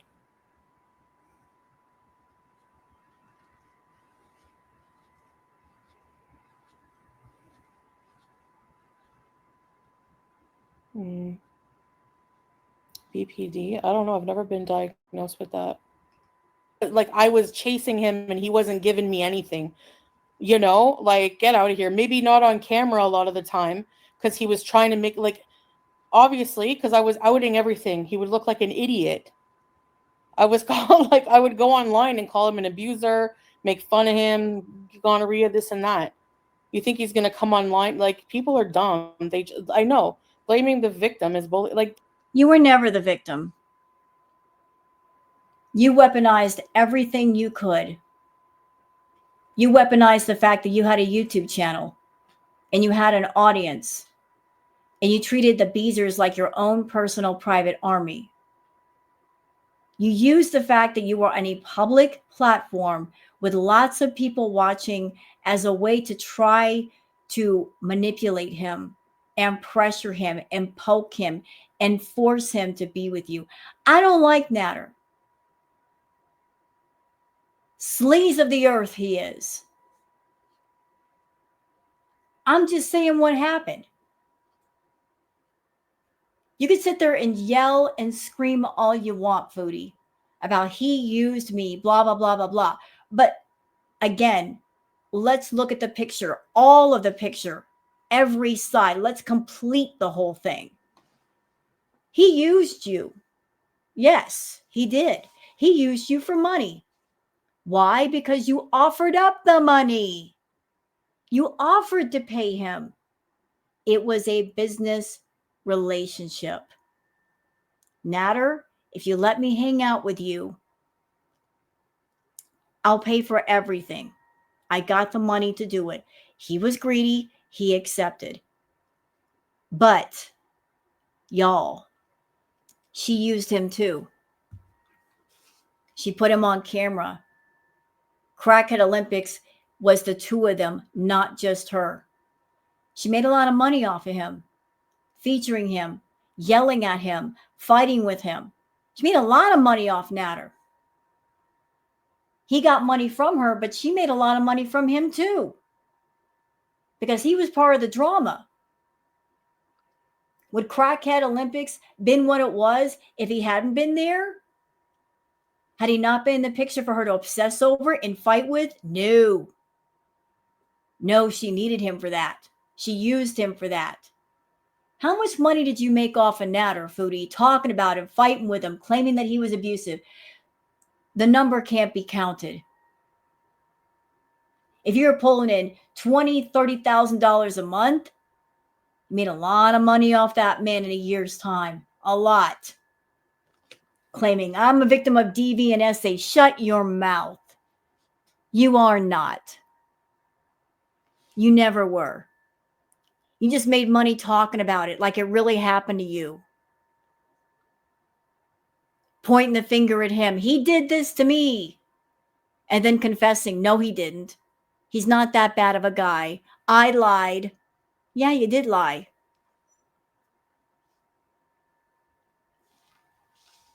They say the devil's greatest trick was convincing man that he doesn't exist.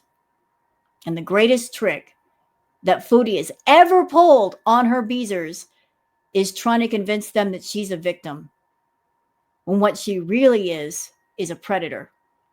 She's always been a predator. She preys on people. She uses people. She hurts people. She manipulates people. That is her real self. The victimhood is just a mask she wears to get people to feel sorry for her, to paint herself as, I do nothing wrong. Bullshit. She's not the victim. She creates the misery in which she lives. And worse, anybody that comes within 5 feet of her also feels that misery. You can look into the eyes of the people that she's around the most and see how it's affected them.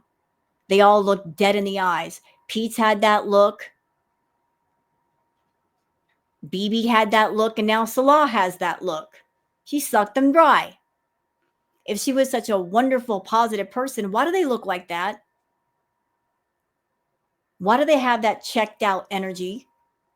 They all have something in common. They were around this one. The Chantal effect. You get around her and you're basically the walking dead. And she won't let you go until you got nothing left to give, and there's nothing left that she can take from you. That's how awful and toxic she is. They're so stupid. And it's like, even if I was chasing him, doesn't give him the right to be abusive. So what does that even Getting into an argument with you and telling you no is not abusive. matter? You focus on that. Me going to his house once, looking in the window. You did more than that. Stop lying to your beezers. Yeah, there was that night where you were basically almost doing a breaking and entering. You drove over to his house. You checked the doorknob. You were looking in the windows to see if he was there. Why did you do that? Because you had spent 3 weeks at his house nonstop, and then you went home. And rather than take some time and clean your house and take care of your pets and spend some time with them and get some stuff done, you want to go right back over there. And he told you, I want to spend a night hanging out with the friends. Just one night. Get a breather from you. And you took offense to that. You're like, well, he's not considering my feelings. He had just spent 3 weeks with you, nonstop. And you were mad because he wasn't picking up the phone. The two of you idiots were playing games with each other. First, you weren't answering his phone calls, then he wasn't answering yours. And because he wasn't answering his phone, your mind started to go into jealous places. And you're imagining, ooh, he's with another woman. So you rushed right over to see if he was home, to see if he was with another woman. And let's talk about all the crazy accounts that you created under fake names, talking to him or testing him. What about blowing up his phone with hundreds of messages, Chantal? What about that? What about all of that? It wasn't just one night when you flipped a switch and you were acting nuts. It was a bunch of things you did. You use that as the main focus, not what he did. You people are abuser sympathizers, and you're disgusting. Like, just so you know, okay? Like, you have no integrity as people. You're vile. You let your hate for me try to turn a victim into a villain. It's really Nobody likes Natter except you, Chantal. Except you. To this day, you're still giving him money. You're still talking about him. You're still promoting him on the down low. You won't shut up about him. And for all the reaction channels you don't like, Natter did you personal wrong. Why haven't you ever thrown a strike at him? Why not? Why hasn't he thrown a strike at you? You guys go after everybody else, but not each other. That's very telling. Very telling.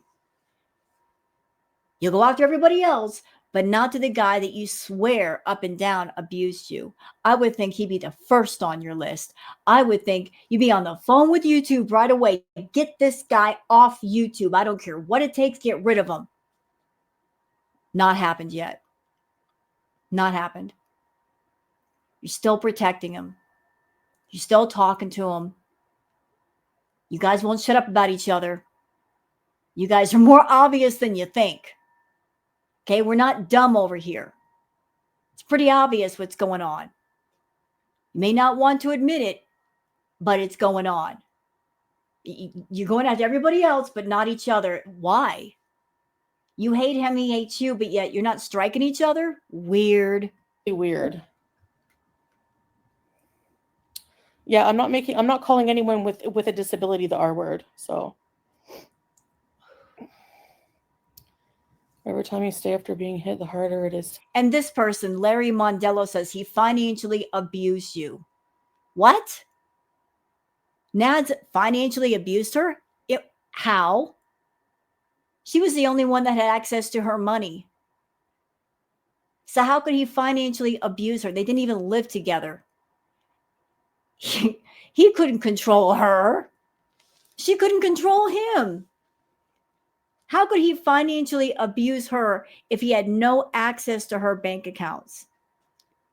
If anything, she was financially abusive. You better do what I say, Natter, or you're not going to get any money. She was financially abusive. To leave.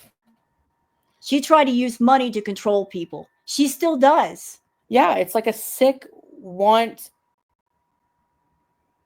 to make sense of things after. You know, like you want validation from them. He financially abused me. Are you kidding? He would like lie and ask me for money for things that it wasn't being used for. You know? And look what you're doing now. You're asking money from your beezers for future beezes. You're scamming them for money. So you're a scammer and you're going after him for being a scammer when the two of you are the same. You're thick as thieves, you are. So you can scam and it's okay, but if somebody else does it, it's wrong. You know? He was using it on drugs and everything else. What do you use your money on? You use it on party favors. And what is your rug of choice? Food. Addiction is addiction. It doesn't matter if it's food or something else. Addiction is addiction. Yeah, Zach. No, I don't sweat it. I don't care. Their opinion doesn't matter to me. I'm just let them spread all of the nasty shit online about me. Honestly, in the end, it's nasty crap equals truth. It's only nasty to her because it is true. Because we can bring up her video clips and play them and it's stuff coming out of her mouth. To her, that's what's nasty. The fact that she can't just switch the narrative around at will. We can throw her own words out of her own mouth back at her. Hates that. That's just looks bad on them. Because I'm not engaging anymore. That's not going to... You're engaging right now. Thanks. ...be me anymore. I'm sorry. Like, that whole chapter of my life is done. And that's never going to come back. You're right. I will agree with you. That whole chapter is done and it's never going to come back. Even if you went back to Canada and you talked to Natter and you guys tried it up again, lightning doesn't strike twice. even if you try to resurrect Crackhead Olympics and do Crackhead Olympics 3.0, it's not going to hit the same. Because you've been there and you've done that. And the reason why you made so much money, it was because it was something new to us. So if you try to do the same old thing with the same old person, the shock value is going to be missing. You could take off the abaya, you could take off the hijab, you can be your feral self, but it's going to feel like we've been here, we've done this.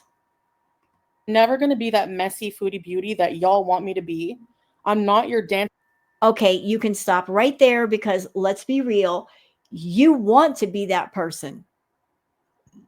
That person is still very much inside of you, and she wants to come out because that's who you really are. What you're portraying yourself now is not you. It's not even close. That's why you're so unhappy.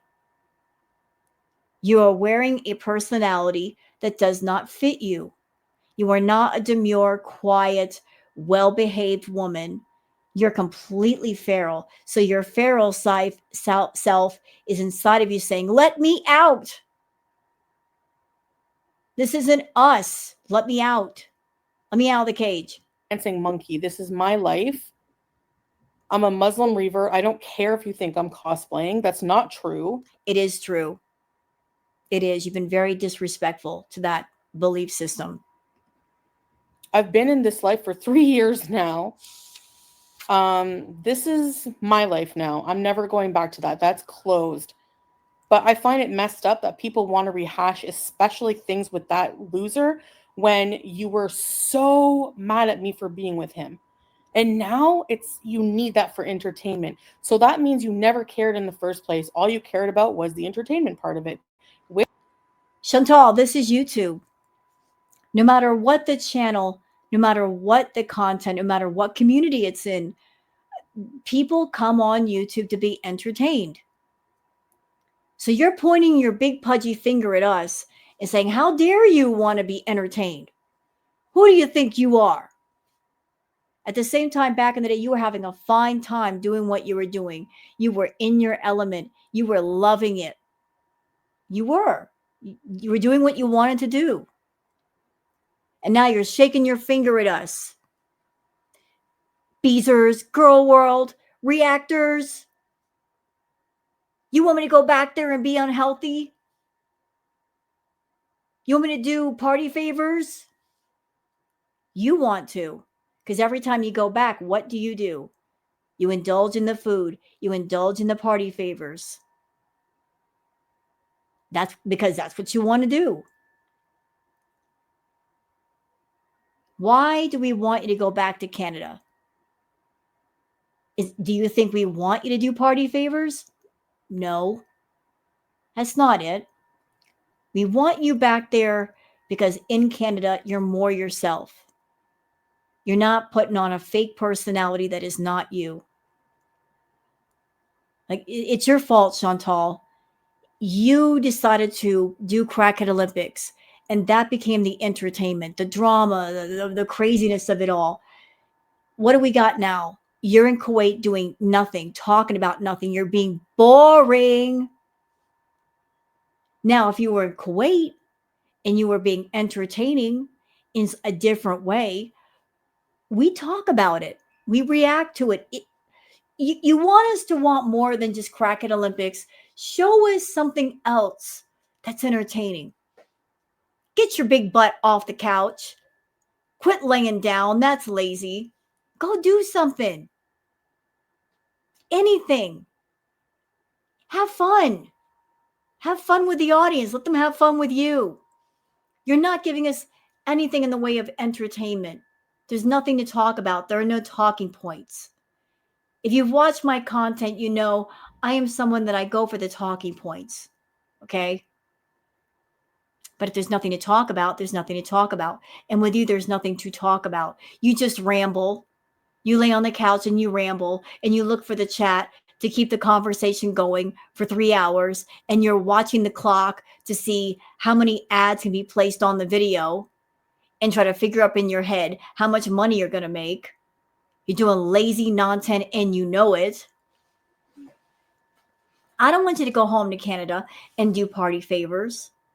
I don't think your body could put up with it. You've got less health now than what you did then. I don't think you could do the amount of party favors now than you did before. Your body would shut down. But at least you'd be on home ground. You would know where you were. You could go out on your own and be in familiar territory. You could feel more relaxed. You're not relaxed in Kuwait. You seem out of place. You don't want to socialize with anybody. You don't want to do anything. You're always complaining. You're miserable. So I say go where you can be happy. Whatever that means. Just go do it. Which, again, makes you a sick person. Has nothing to do with me. That's not my business. What people say about me anymore is not my business. I have my life. Well, if that's the way you feel, then don't spend all of your free time running around on YouTube, TikTok, and Twitter looking at people's tweets and get mad about what you see. If that's how you feel, then put some conviction behind your words and stay in your own backyard. I know you won't, though. Here, peaceful life, Salah, my cat, whatever. And yeah, I have issues with my weight, eating, whatever, but don't ever think for 1 minute I'm not grateful for the life I have. You're not grateful. And I say that because if you were grateful for the life that you have, you would take care of yourself, and you're not. And I'm going to say something really rude, Chantal. And this is just an opinion. Okay, this is just how I feel. And I'm not wishing anything upon you. I want you to know that. When I watch you, I just get this feeling. I don't know what your plan is. I don't know if the plan is you're thinking, if I eat myself into a state of being bedbound, that Kuwait can't get rid of me. They'll be forced to keep me. That's a bad plan. If they can't put you on a plane, they'll put you on a boat. Know that. You can't force a country to keep you if it's time to go home. And I wouldn't recommend becoming bedbound, because if you become bedbound, your health is going to get that much worse, that much faster. I don't know if the plan is to get bedbound and you think that Salah is going to wait on you hand and foot. Trust me, he won't. He can't. He doesn't have the medical training to deal with a super, super morbidly obese patient and know how to look for skin infections and skin breakage and bed sores. There's no special bed or wheelchair or lifter bar installed in the apartment. If you become bedbound, you're going to need at least 3 nurses to get you in and out of bed so they don't break their backs trying to support your weight. It's going to be more expensive and more intense than you think. I don't know if the plan is to go home to Canada and you think your relatives are going to take care of you and be your 24/7 caretakers. They won't. Like, you just can't rely on people to come along and take care of you. Not even Pete could do it. He would snap after a day, trying to do everything. But I also wonder, honestly wonder, if you've just given up. I don't know what's going on with you health-wise, but I do seriously wonder if you've thrown in the towel with your health and you're saying, I give up, I quit, I'm not interested in life. What happens to me happens to me. You are welcoming death. And you're saying, if you're going to take me, go ahead and take me. You're not fighting against death. You're not trying to stay away from it. You're inching ever closer to it. Like, I'm not there. I don't know if you've gone to the hospital or clinics and what diagnosis they've given you, but I have to wonder if you decided, rather than go home to Canada, that you're going to push yourself into a medical emergency and something lethal happens. And by that happening, you don't have to go back to Canada and deal with the mess that you've made there. And maybe that's the reason for all the out of control eating. Like you're just waiting for something lethal to happen to you. He was, yeah, X-ray specs. They belong in the dumpster with him, exactly. People who defend him and try to say, well, you were abusive to him. It's not a defending him. It's just right is right and wrong is wrong. You both did wrong to each other. You were both abusive. It takes two to tango. You were not innocent in all of this, Chantal. You were a willing participant. You got to be fair. There are two people that were in the wrong, and you were one of those two. You were blah, blah, blah. You know, like what? You were. You need to really rewatch those live streams. It was huge drama, and I don't have to. I was there during Crackhead Olympics. I know what I saw. Have that anymore. Got to recycle it because it's all they have. Bingo.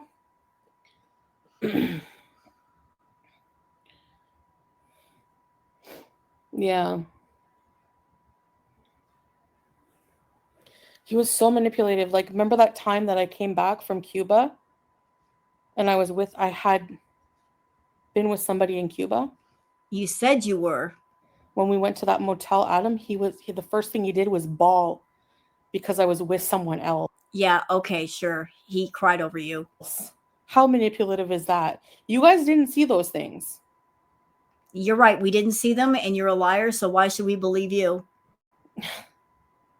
You didn't see those things. She likes to tell these stories about the men in her life. They're so attached to her. They're so clingy. They cry over her. You know, when it comes to Chantal, you have to switch things backwards. If you want to find out the truth of something, you've got to put it in reverse. And that's probably more the truth. When she says Nader cried over her, the real truth is probably she cried over him. Because she's the emotional one. He was never emotional over her. He never begged her to stay. He was never clingy. She likes to tell stories about, he stopped me from leaving the house. Was it because you were intoxicated, Chantal? And it would have been dangerous for you to drive? Because I can't see him stopping you from leaving for any other reason. Maybe he just didn't want you to get behind the wheel high or drunk. I remember that live stream that you did the morning after the party. And he came in the living room and he looked at you and said, "Why are you still here?" You were embarrassed. You were humiliated. You wanted to sing through the floorboards. Is that the actions of a man who loves a woman? No. Things. And he's a huge liar. And there's so much evidence of that online. Well, you're a liar too, and there's so much evidence of that. Your point? You know? It's like a huge pattern of his behavior is there. I don't have to prove anything. Typical narc abuser, yep. Hey, Chewy's mom. I know, Squirrel. He nearly did. But I'm glad he didn't. He literally stabbed his ex. He spent the whole first day I met him building that up and explaining, "Oh, I'm such a bad man," like, and blamed it on her. And like, I didn't know what a narcissist was. Narcissists never are able to look at themselves and say to themselves, "I'm a narcissist." But that's the first red flag. That now that I know what one is, when I look back, he blamed the other people for what he did. And that's something that you do.